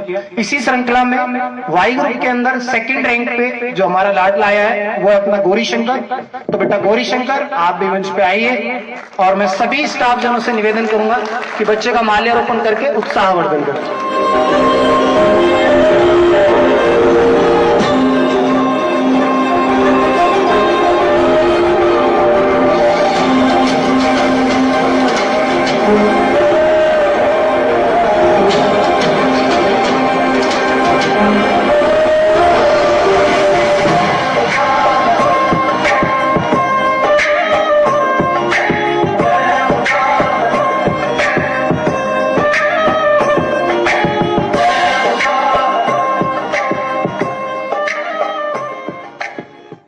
चलिए अपने लाडले गौरी शंकर अपने विचार जो आप सभी के सामने जो व्यक्त करने जा रहे हैं, तो चलो बेटा। सर्वप्रथम मैं अपने गुरुजनों का सादर प्रणाम करता हूँ। मैं अपना 2 लाइन प्रस्तुत करना चाहता हूँ। आंखों में अरमान लिया, मंजिल को अपना मान लिया, मुश्किल के आसान किया, जब ठान लिया तो ठान लिया। बहुत बढ़िया बेटा, बहुत बढ़िया बेटा, बहुत बढ़िया। चलिए इसी श्रृंखला में जो वाई ग्रुप के अंदर थर्ड रैंक पे अपना बच्चा आया है वो है हमारा बच्चा लाडला अपना हरीश। तो बेटा हरीश मंच पे आइए।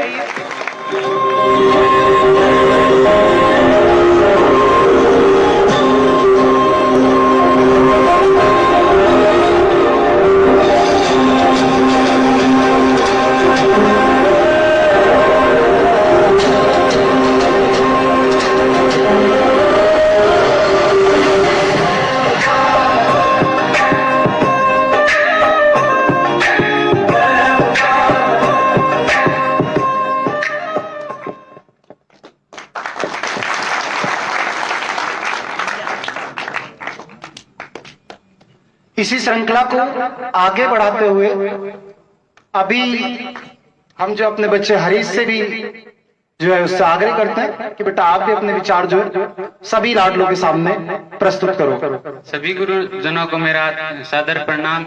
मेरा नाम है हरीश बेनीवाल और मेरे पिताजी का नाम रामनिवास बेनीवाल है और मैं हनुमानगढ़ डिस्ट्रिक्ट के भादरा तहसील से बिलोंग करता हूँ। और मेरा सपना हमेशा से यही था कि मैं एयरफोर्स में लगूं। और जब मैंने पहले दिन यहाँ पे एडमिशन लिया था वो दिन था और आज का दिन है। मेरा कॉन्फिडेंस एक ऊंचे लेवल पे है और मुझे पूरा कॉन्फिडेंस है कि मैं इस बार फाइट कर लूंगा। चलिए वाई ग्रुप में अपने लाडलों को आप सभी ने देखा। हम सभी के बीच आप सभी की कक्षा में साथ में बैठने वाले कुछ विद्यार्थी ऐसे होते हैं जिनका जो परिणाम होता है वो अपने आप में देखने योग्य होता है। इसी सीरीज को आगे बढ़ाते हुए अब मैं एक्स ग्रुप के जो शानदार प्रदर्शन करने वाले विद्यार्थी हैं उसी सीरीज में जो पूरे वर्ष भर प्रदर्शन को देखते हुए प्रथम स्थान पर रहने वाला बच्चा है वो है हमारा विजेंद्र सिंह। तो बेटा विजेंद्र सिंह मंच पे आइए।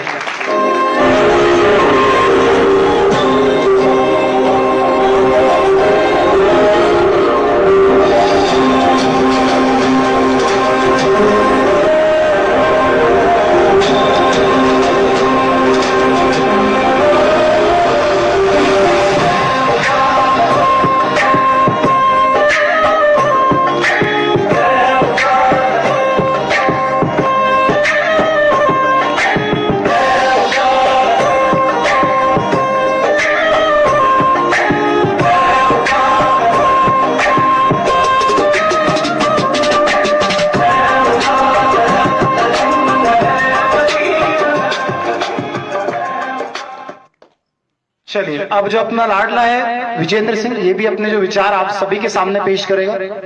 विजेंद्र सिंह। हमारे डिफेंस में हेलो, हमारे डिफेंस में जो ये एग्जाम का दौर है वो वैसे काफी लंबा चला था। शुरुआत में मेरी स्थिति इसमें बहुत गड़बड़ाई हुई थी। अच्छा हुआ कि सर ने जो हमारे लिए टेस्टों की व्यवस्था की वो लंबे समय तक रखी, ज्यादा से ज्यादा पेपर कराए। जब मैंने पहला पेपर दिया था तब स्थिति ये बनी थी कि मैं मैथ के क्वेश्चनों में वहीं पे रुक जाता था, उनको सॉल्यूशन करने में लग जाता था। वो हो जाते थे लेकिन पीछे फिजिक्स और इंग्लिश के सारे टाइम के साथ वो छूट जाते थे। तो ऐसे में मेरा शुरुआती स्कोर 10 या 15 नंबर रहा था। इसमें सुधार करने की जरूरत मुझे हुई। फिर अगले टेस्ट में थोड़ी मैंने चेंजेस लाए। इस बार मैंने पहले इंग्लिश को किया और वहां से शुरुआत की। तो उस समय मैं पैसेज में अटक गया था, ना तो उसकी कोई भाषा समझ में आती। इस बार थोड़ा स्कोर पहले से अच्छा रहा लेकिन फिर भी वो कम रहा। फिर इन एग्जामों को चलते हुए जब ये बात हम सर से हुई हमारी कि कम समय में हम ये ज्यादा क्वेश्चन नहीं कर पा रहे, तो सर ने ये कहा कि आपको 6 मिनट के अंदर तो पहले पेपर को पूरा देखना है। आपको 6 मिनट के अंदर हर एक क्वेश्चन को एक बार पढ़ना है और जिनका आंसर आपको देखते ही मिल जाए उस पे पहले टिक करनी है। और यही बात आपको भी ध्यान में रखनी है। पेपर वहां पे जो आएगा कुछ क्वेश्चन हो सकते हैं आपको अटकाए, आपको वही नहीं रुकना है, आगे बढ़ जाना है। और जो क्वेश्चन आपको लगे कि इसका सीधा उत्तर यही है उस पर पहले काम करें। उस 6 मिनट के अंदर आप ज्यादा से ज्यादा 20 से 25 क्वेश्चन कर पाएंगे, क्योंकि वो 1 घंटे का पेपर 1 घंटे में करने के पे ही डिपेंड होता है। इसलिए इसका भी आप ध्यान रखिएगा। मेरी तरह जो अभी मैंने सुधार लाया उसका अभी फायदा ही हुआ है मुझे कि अंत में जाते हुए मेरा स्कोर भी सुधरा और ये सम्मान मिला। नवजीवन को धन्यवाद, पूरी संस्थान को मेरे ऊपर ये जो धन्यवाद। बहुत बढ़िया बेटा, वेरी गुड बेटा, बहुत शानदार अपना बच्चा है, बहुत बढ़िया प्रदर्शन किया है। अभी लास्ट टाइम एग्जाम के अंदर इंग्लिश में फुल मार्क्स ला रहा था, हालांकि स्टार्टिंग में बहुत वीक था लेकिन समय के साथ बच्चे ने प्रयास किया और यही प्रयास को देखते हुए बहुत उत्कृष्ट जो इसका परिणाम था वो देखने को मिला। इसी सीरीज में एक्स ग्रुप के अंदर जो 2nd रैंक अपना बच्चा लेकर के आया है वो है अपना बच्चा मोहित गोदारा। तो बेटा मोहित गोदारा मंच पर आइए।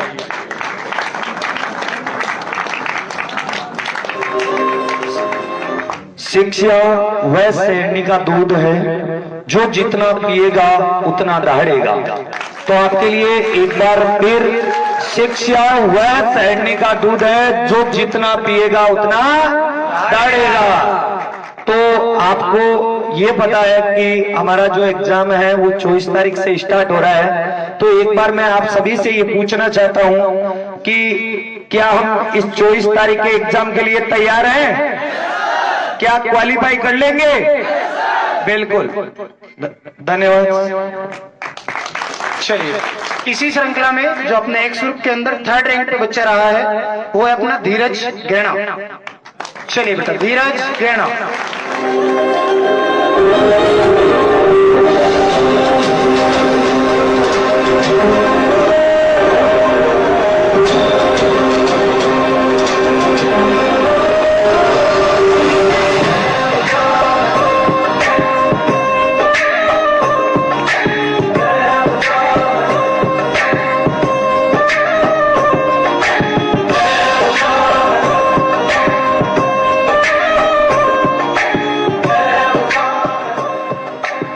चलिए एक बार फिर, न पूछो कि मेरी मंजिल कहाँ है, अभी तो सफर का इरादा किया है, न हारूंगा हौसला उम्र भर, ये मैंने किसी से नहीं खुद से वादा किया है। चलिए बेटा जी, मेधावी सम्मान समारोह की जो मैं अगली कड़ी की तरफ आपको लेकर के चलता हूं। तो जैसा कि आप सभी जानते हो कि अपने डिफेंस के अंदर इंग्लिश मीडियम के जो बच्चे हैं उन पर अलग से ध्यान दिया जाता है, उनके लिए सारी चीजें सेपरेट चलाई जाती हैं, स्पेशली फिजिक्स, टेक्निकल, मैथ की अलग से क्लासें बच्चे को प्रोवाइड करवाई जा रही हैं। तो जो हमारे इंग्लिश मीडियम के बच्चे थे जिन्होंने वर्ष भर बड़ा उत्कृष्ट प्रदर्शन किया है, उसी सीरीज में जो सबसे फर्स्ट रैंक पे अपना इंग्लिश मीडियम वाला लाडला रहा है वो है अपना बच्चा जतिन। तो बेटा जतिन मंच पे आइए, बड़ा ही शानदार प्रदर्शन बच्चे का रहा। और अपने आप में जितनी तारीफ की जाए उतनी तारीफें कम है।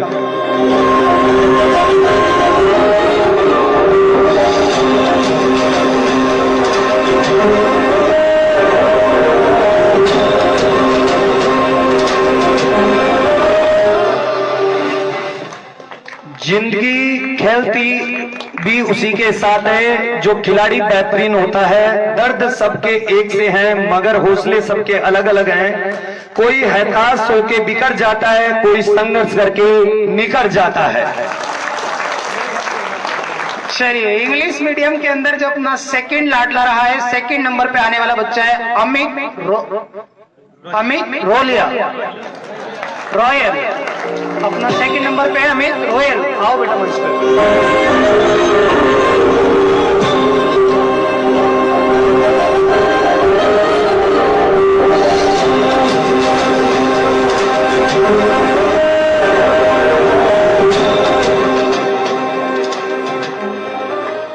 मंजिल उन्हीं को मिलती है जिनके सपनों में जान होती है। पंखों से कुछ नहीं होता, हौसलों से उड़ान होती है। चलिए, इसी क्रम में जो अपना थर्ड नंबर पे लाडला आया है इंग्लिश मीडियम के अंदर, वो अपना लाडला है अमन बेनीवाल। तो बेटा अमन बेनीवाल मंच पर आइए। बेटा एक बार अमित के लिए जोरदार ताली बजाइए। अमित का संघर्ष शायद आप में से छुपा हुआ नहीं किसी में। अमित इतना संघर्षशील लड़का है सर, इस लड़के के पिताजी नहीं है और शायद मैंने 12 महीने में कभी ऐसा महसूस नहीं होने दिया कि इसके पिताजी नहीं है। मैंने हर कोशिश पे हर संभव जितना हो सका इस चीज का उसको महसूस भी नहीं होने दिया। और सर ये बच्चा घर पे जब इसकी मम्मी मान लो अकेली है, तो घर पे जब पानी आता था नहरों का, उस टाइम ये बच्चा 5 दिन की छुट्टी लेके और घर पे जाना, पूरा काम करके और वापस तुरंत सुबह काम और शाम को ही रवाना, रात को ही चलता बस में, सुबह डिफेंस पहुंच जाता। इतनी इस बच्चे की मेहनत थी जो एक वास्तविक काबिल तारीफ थी। एक बार पुनः इस बच्चे के लिए जोरदार तारीफ दो।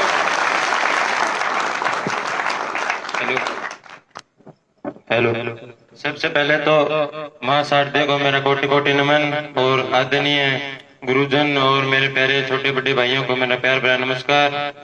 मैं अमित रोहिला बादरात जिले के बिरानी गांव का, हनुमानगढ़ जिले से। जैसा कि आपको फिराज जी सर ने बताई दी है, मेरे मतलब इतनी क्षमता नहीं थी कि मैं इस चीज की तैयारी कर सकूं एयरफोर्स की। और मुझे शिवराज जी से संपर्क हुआ, उन्होंने कहा कि तू बेटा पढ़ाई कर, तेरे पे जो भी खर्चा आएगा जो भी आएगा वो मैं खुद हैंडल करूंगा, तेरा एक ही मकसद होना चाहिए कि तू सिर्फ कामयाब हो। उसी में मेरी खुशी है। और जय हिंद, थैंक यू। चलिए, अपना बच्चा अमन बेनीवाल।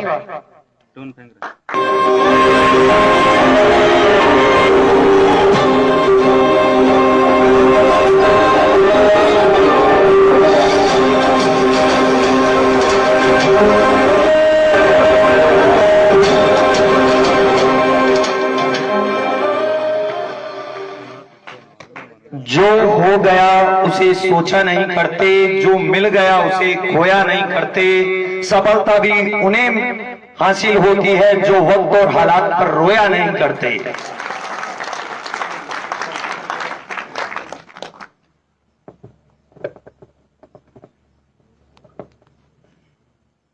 हेलो, मेरा नाम अमन बेनीवाल है। मैं बादरा तहसील से हूँ। मैंने यहाँ पे 10 महीने पहले एडमिशन लिया था, तब मैं इतना नहीं कर पाता था। यहाँ पे सर ने बहुत अच्छी तरीके कराई मेरे को। पहले ये लगता था कि एयरफोर्स में नहीं कर पाऊंगा मैं, लेकिन 10 महीनों में जो मैंने कुछ मेहनत की है उसके बाद मेरे को लगता है कि अब इस बार सिलेक्शन ले पाऊंगा। इनके लिए सबको बहुत वेरी गुड बेटा, वेरी गुड। यही जोश और जुनून हर एक विद्यार्थी के अंदर देखने को मिलना चाहिए, क्योंकि जब तक हम खुद से इस चीज को स्वीकार नहीं करेंगे कि मैं कर सकता हूं, तब तक आप किसी भी सफलता को हासिल नहीं कर सकते। सर सबसे बड़ी बात तो ये है, ये जो बच्चा अभी पारितोषिक लेके गया, 2 सगे भाई हैं। एक बच्चा तो इंग्लिश मीडियम के अंदर टॉप है, दूसरा बच्चा इसका भाई है वो वाई ग्रुप के अंदर टॉप है। अरे वाह, दोनों ही बहुत बच्चे बढ़िया। एक नॉर्मल किसान फैमिली से, और दोनों के दोनों बच्चे अपने क्लास में सबसे टॉप। हो सकता है आज ये थर्ड रैंक पाया, बाकी हमेशा फर्स्ट सेकंड थर्ड में से रहता है। तो एक बार इन दोनों बच्चों के लिए, दोनों भाइयों के लिए शानदार जोरदार तालियां होनी चाहिए।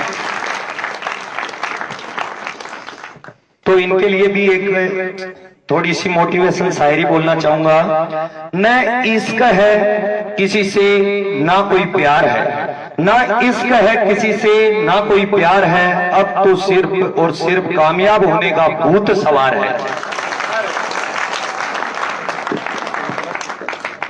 इसी श्रृंखला को आगे बढ़ाते हुए अब हमारे देश के भावी फौजी आर्मी वाले नौजवान को जो मैं मंच पे बुलाना चाहूंगा। तो अपने जो आर्मी वाले बच्चे हैं उनका जो हमने क्राइटेरिया डिसाइड किया है वो फिलहाल के लिए फिजिकल के आधार पे हम जो डिसाइड कर रहे हैं, क्योंकि आर्मी वाले बच्चे सबसे जो मेन चीज आर्मी के अंदर देखी जाती है वो बच्चे की फिजिकल फिटनेस देखी जाती है। और इसीलिए आप सभी ने नोटिस किया होगा कि आर्मी के अंदर पहले आपका फिजिकल टेस्ट होता है, फिर उसके बाद रिटन टेस्ट है। तो हमने भी जो आज ये सम्मान समारोह रखा है, इसके अंदर जो आर्मी के बच्चों को मैं बुलाने जा रहा हूं उनको हमने फिजिकल टेस्ट के आधार पर जो जज किया। तो फिलहाल जो मैं आप सभी के सामने 3 बच्चे बुलाऊंगा, ये हमारे ऐसे 3 लाडले हैं जिनका जो 1600 मीटर की टाइमिंग है वो 5 मिनट से डाउन है। इट्स मींस अंडर 5 मिनट्स में जो ये अपने 1600 मीटर को कंप्लीट कर रहे हैं, और ये अपने आप में बड़ा ही शानदार फिजिकल के अंदर इनकी परफॉर्मेंस रही है। तो इसी आधार पे सबसे पहले स्थान जो हमारा लाडला लेकर के आ रहा है वो है अपना द्वारिका प्रसाद सेवदा।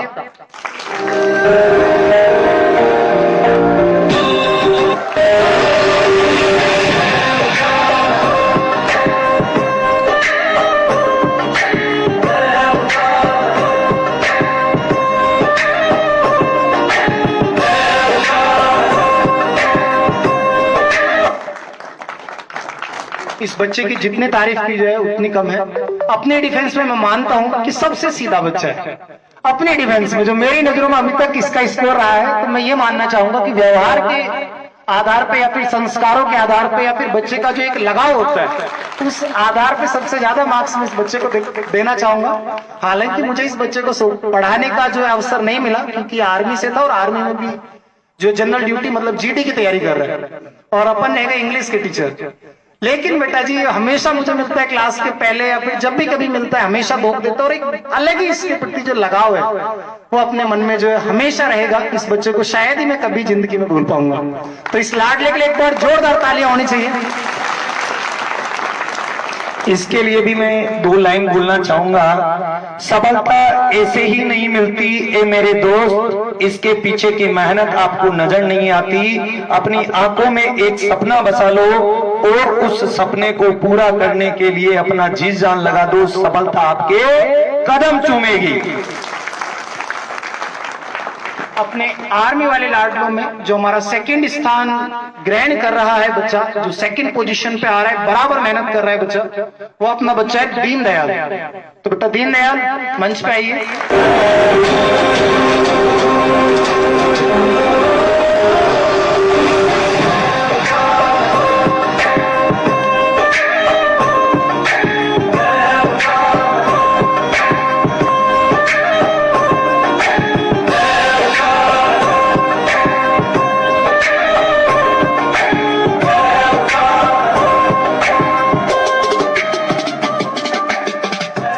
इसके लिए भी 2 शब्द हैं। हवा से कह दो खुद को आजमा के, हवा से कह दो खुद को आजमा के दिखाएं, बहुत चिराग बुझाती है एक जला के तो दिखाएं। चलिए लाडलो, इसी सीरीज में अपना जो 3rd रैंक पे बच्चा आ रहा है वो है अपना अनूप यादव, जिसने बहुत उत्कृष्ट परिणाम जो दिखाए हैं फिजिकल के दौरान। बड़ा ही शानदार इसकी भी फिजिकल है। इसका भी जो टाइमिंग है वो 5 मिनट के अंदर अंदर ये 1600 मीटर को कंप्लीट कर रहा है। प्लस हर एक जो पैरामीटर है, जितनी भी कसौटियां अपने द्वारा बच्चे के लिए दी जाती हैं, उन सभी कसौटियों पे बच्चा खरा उतरा है। तो बच्चे के लिए जोरदार तालियां।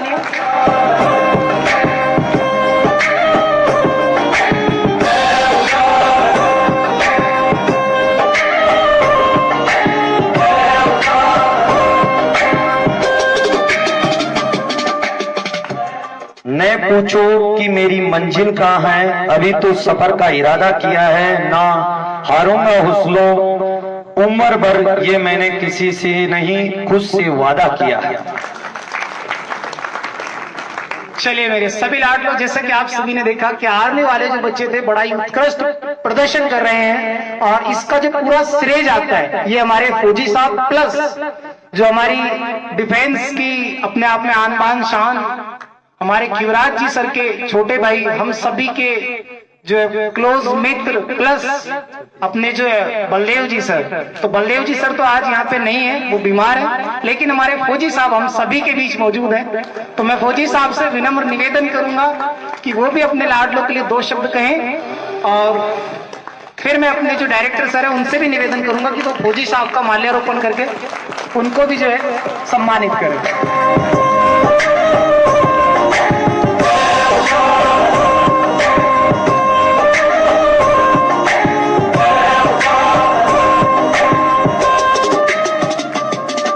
चलिए फौजी साहब अब जो अपने सभी लाडलों के लिए जो 2 शब्द कहेंगे।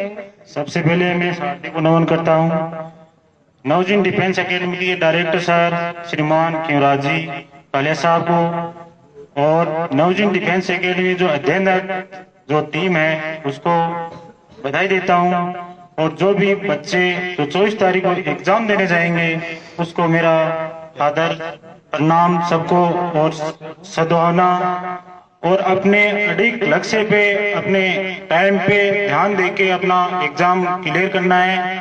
जो भी बच्चे फिजिकल करते हैं उनको भी मैं धन्यवाद देता हूं, अपना 100% रिजल्ट ग्राउंड में अपने दिल और दिमाग से दें। इसी वाणी के साथ मैं नमस्कार। भारत माता की जय, भारत माता की जय। चलिए फौजी साहब बहुत बहुत धन्यवाद, आपने इस पावन अवसर की जो शोभा थी वो कहीं ज्यादा बढ़ा दी, और अब अपने आप में जो बच्चों का हौसला है वो देखते ही बनता है, और बच्चों के अंदर जो जोश और जुनून आपने भरा है उस जोश और जुनून के लिए मैं पूरे नवजीवन परिवार की तरफ से आप सभी का एक बार, स्पेशली फौजी साहब का एक बार फिर से जो है हृदय के अंत गहराइयों से आभार व्यक्त करता हूं। चलिए मेरे प्यारे बच्चों, इसी श्रृंखला को आगे बढ़ाते हुए अब मैं शिवराज जी सर से विनम्र निवेदन करूंगा कि वो हमारी इस परिवार में रीजनिंग को संभालने वाले, रीजनिंग के सुपरस्टार, अपने आप में एक अलग पहचान रखने वाले मूल जी बाजिया सर को माल्यार्पण कर और उनको जो है सम्मानित करें।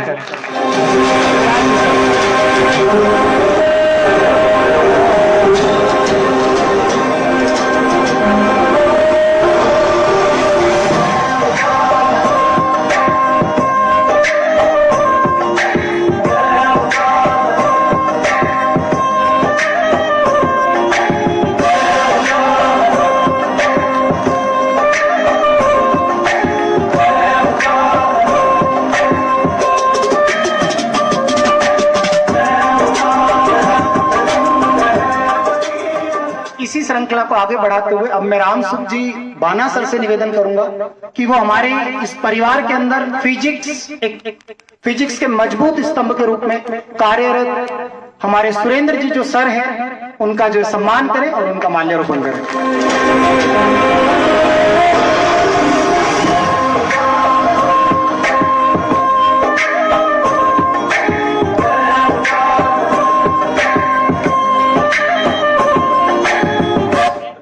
राम सुख जी सर बहुत बहुत धन्यवाद। इसी श्रृंखला में अब मैं आप सभी के सामने पेश करने जा रहा हूं और आप सभी के सामने आमंत्रित करूंगा अपने जनरल मैथ में एक अलग ही पहचान रखने वाले, बच्चों के दिलों की धड़कन, बच्चों के सबसे चाहते सर अपने जो बजरंग जी सर, और मैं साथ ही साथ शिवराज जी सर से एक बार पुनः निवेदन करूंगा कि सर का जो है माल्यार्पण कर सम्मान करें।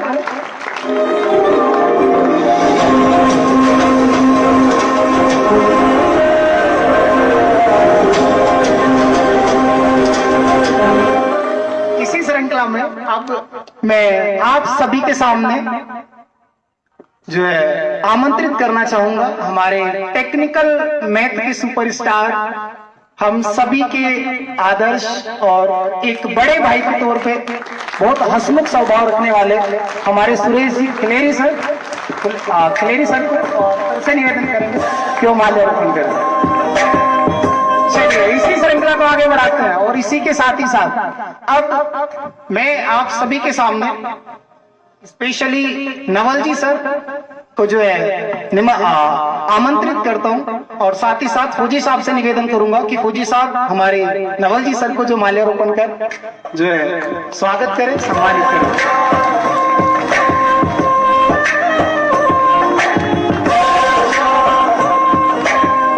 चलिए लाड लो, अब इसी श्रृंखला में नंबर आ जाता है हमारा। चलते हैं भाई।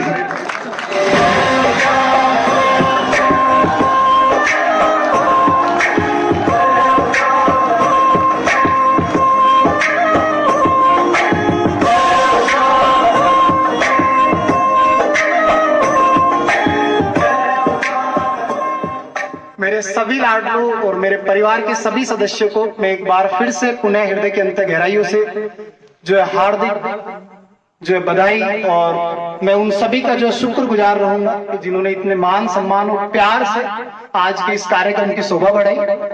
अब इसी कार्यक्रम को जो समाप्ति की तरफ लेकर के चलते हैं तो अंत में मैं आप सभी के दिलों की धड़कन एक बार फिर से शिवराज जी सर को जो मंच पर आमंत्रित करता हूं कि वो बच्चों को अंत में जो है कुछ जो बच्चों के लिए जो है 2 शब्द जो है माननीय शिवराज जी सर।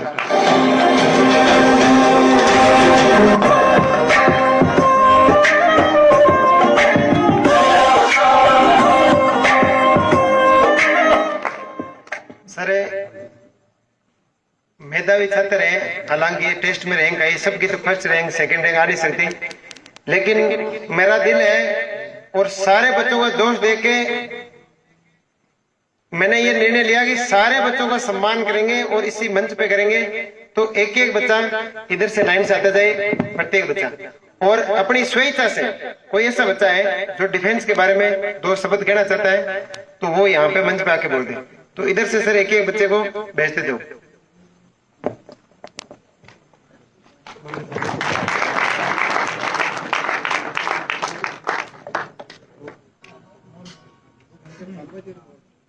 एक छोटी सी बात मैं कहना चाहूंगा कि पिछले 2 सालों में एयरफोर्स की और आर्मी की भर्ती नहीं आई थी और अब जाकर भर्ती आई है, तो मैं इसके लिए 2 लाइनें प्रस्तुत करना चाहूंगा। ये मैंने पर्सनल उन बच्चों के लिए लिखी है जिन्होंने पिछले 1 साल में बहुत ही शानदार मेहनत की थी। देखिए, मत कर तू मेरा इंतजार, मैं किसी दिन आऊंगी जरूर, कर ले तू अपनी पढ़ाई, मैं तुझे बनाऊंगी जरूर, मत होना यूं ही गुमराह किसी की बातों से, मैं एयरफोर्स हूं देर से ही मगर तेरी महफिल सजाऊंगी जरूर।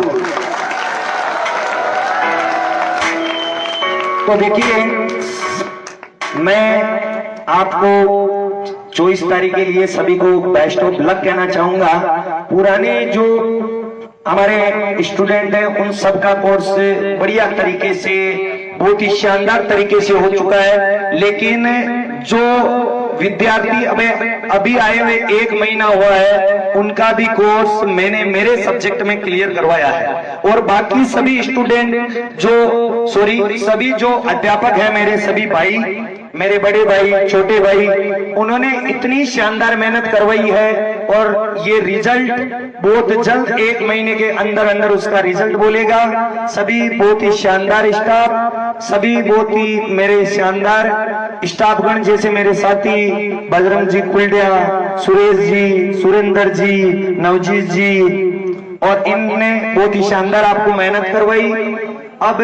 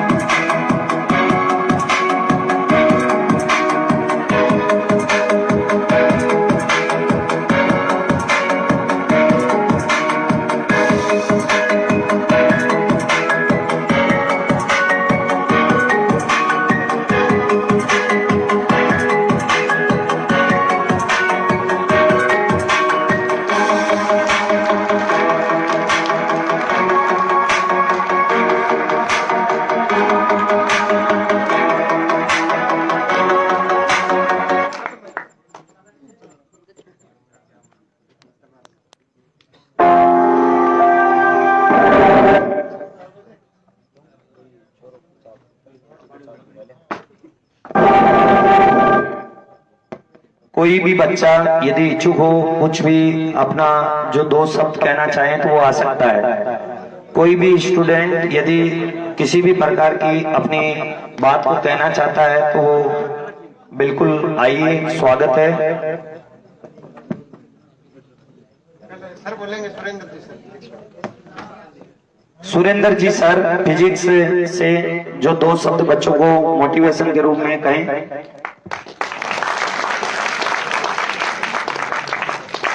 नमस्कार सभी को। वैसे मोटिवेशन तो सभी अध्यापक गण ने कर दिया, युवराजी सर ने कर दिया, मैनेजिंग डायरेक्टर सर ने और मेरे स्टाफ के सभी साथियों ने आपको मोटिवेट कर दिया है। मैं तो सिर्फ और सिर्फ आपको बेस्ट विशेष देने आया था एग्जाम के लिए। जो विद्यार्थी 24 तारीख से एग्जाम देने जा रहे हैं उन सभी को बेस्ट ऑफ लक, और वो कुछ ऐसा करके आए जिसके लिए उनके मम्मी पापा उनको बोले कि you are the best son in this world. Thank you.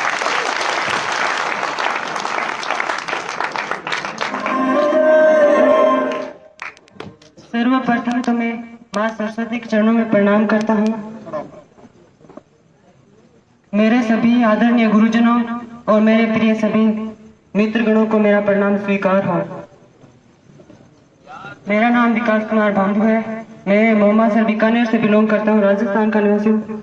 तथा मेरे पिताजी का नाम श्रीमान चेतन राम जी भांभू है, जो कि एक ऑटो पार्ट स्टोर चलाते हैं। मैं आप लोगों को बता देना चाहता हूँ कि जब मैं यहाँ पे पहली बार आया था ना, तब मैं काफी एकेडमी में देखा था मैंने कि कहीं पर भी हमें जैसी सुविधाएं मिलती है यहाँ पे जो है वो उनसे इतनी बेहतर सुविधाएं नहीं मिल रही थी। मैं वहाँ पे गया भी था, देखा वो एक से बढ़कर एक थी, परंतु वहाँ पे ना ऐसा माहौल नहीं था जैसा हमें यहाँ पे मिला। हम यहाँ पे हमें वो सब सुविधाएं हैं जो अन्य में मिलती है, परंतु यहाँ पर वातानुकूलित मिली हमें सुविधाएं। मैं इनके लिए खिवराजी सर का बहुत बहुत आभार व्यक्त करना चाहता हूँ। बहुत ही शानदार स्पीच, लेकिन पहली बार है तो कुछ हिचकिचाहट होती है।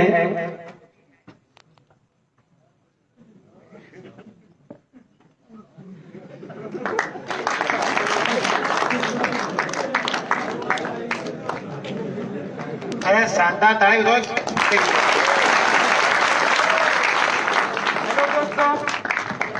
मेरा नाम आतिश बामू है। सबसे पहले तो मैं यहाँ के सारे गुरुजनों को प्रणाम करता हूँ। मेरे जितने भी सहपाठी और दोस्तों को मैं तहे दिल से हाय हेलो और गुड इवनिंग करता हूँ।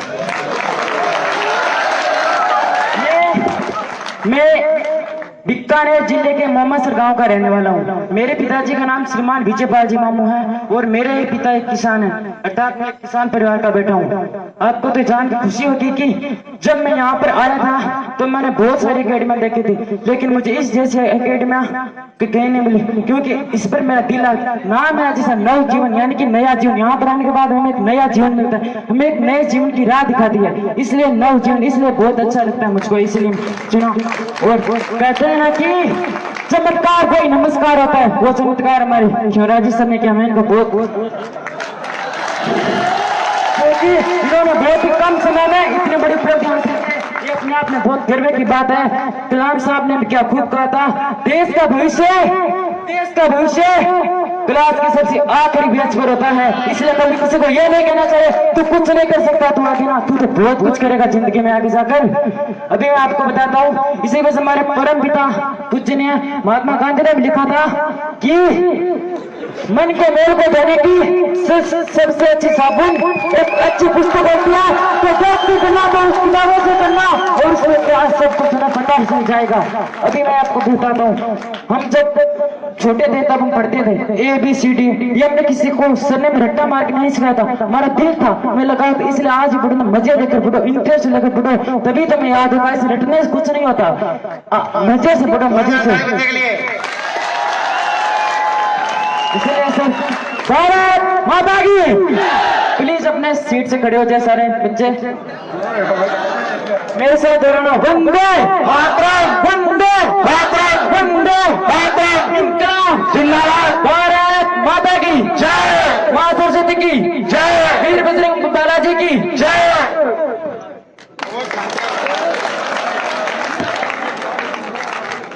चलिए जैसे कि अभी आप इस पूरे प्रोग्राम के दौरान देख पा रहे हैं कि एक छोटी सी कमी हम सभी को महसूस हो रही है कि हमारा जो पूरा परिवार है वो आज साथ है, लेकिन इस परिवार के अंदर जो हम सभी के क्लोज फ्रेंड बोलूंगा, बच्चों के जो अपने आप में सबसे ज्यादा बच्चों के चहेते अपने इनके सर हैं बलदेव जी सर, आज वो यहाँ पे नहीं थे। तो आज सर की तबीयत डाउन थी तो हम सर को निमंत्रित करते हैं और बच्चों का प्यार देखते ही बनता है कि बलदेव जी सर बच्चे किस तरीके से प्यार करते हैं। प्रचंड बोल मस्तकों के झुंड, राज जंग की घड़ी की तुम हार लो, मान शान या की जान का उदान, आज एक धनुष के बाण पे उदाहरण दो। प्रचंड बोल मस्तकों के झुंड, राज जंग की घड़ी की तुम हार लो, मान शान या की जान का उदान, आज एक धनुष के बाण पे उदाहरण दो। प्रचंड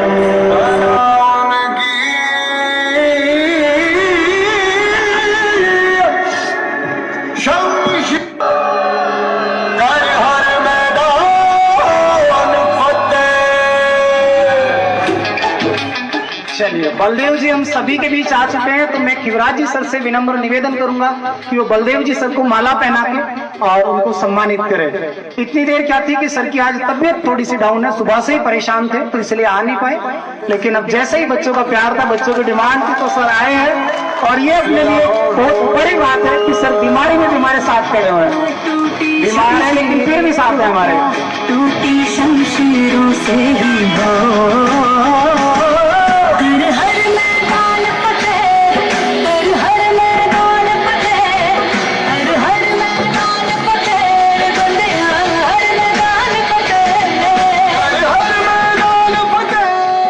अब मैं बलदेव जी सर से जो निवेदन करूंगा कि वो अपने सभी लाडले छात्रों के लिए, अपने सभी लाडले प्यारे छोटे भाइयों के लिए दो शब्द कहें और बच्चों का उत्साहवर्धन करें।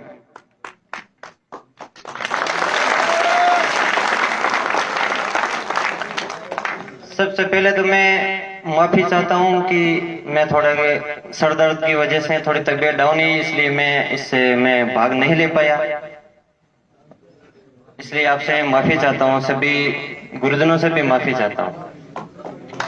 अरे सर आप आइए, यही अपने आप में एक बहुत बड़ी बात है। एक बार भारत माता का जयकारा बोल दीजिएगा। बोले भारत माता की जय, भारत माता की जय, वंदे मातरम, वंदे मातरम।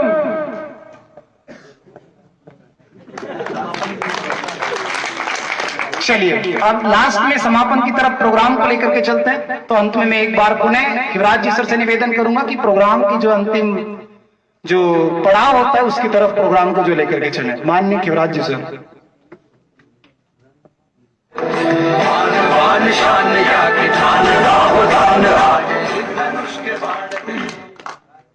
बहुत बहुत धन्यवाद बेटा। पहली बार मेरे को इस एजुकेशन लाइन में 7-8 साल हो गए पढ़ाते हुए, अपना खुद का इंस्टीट्यूट करते हुए।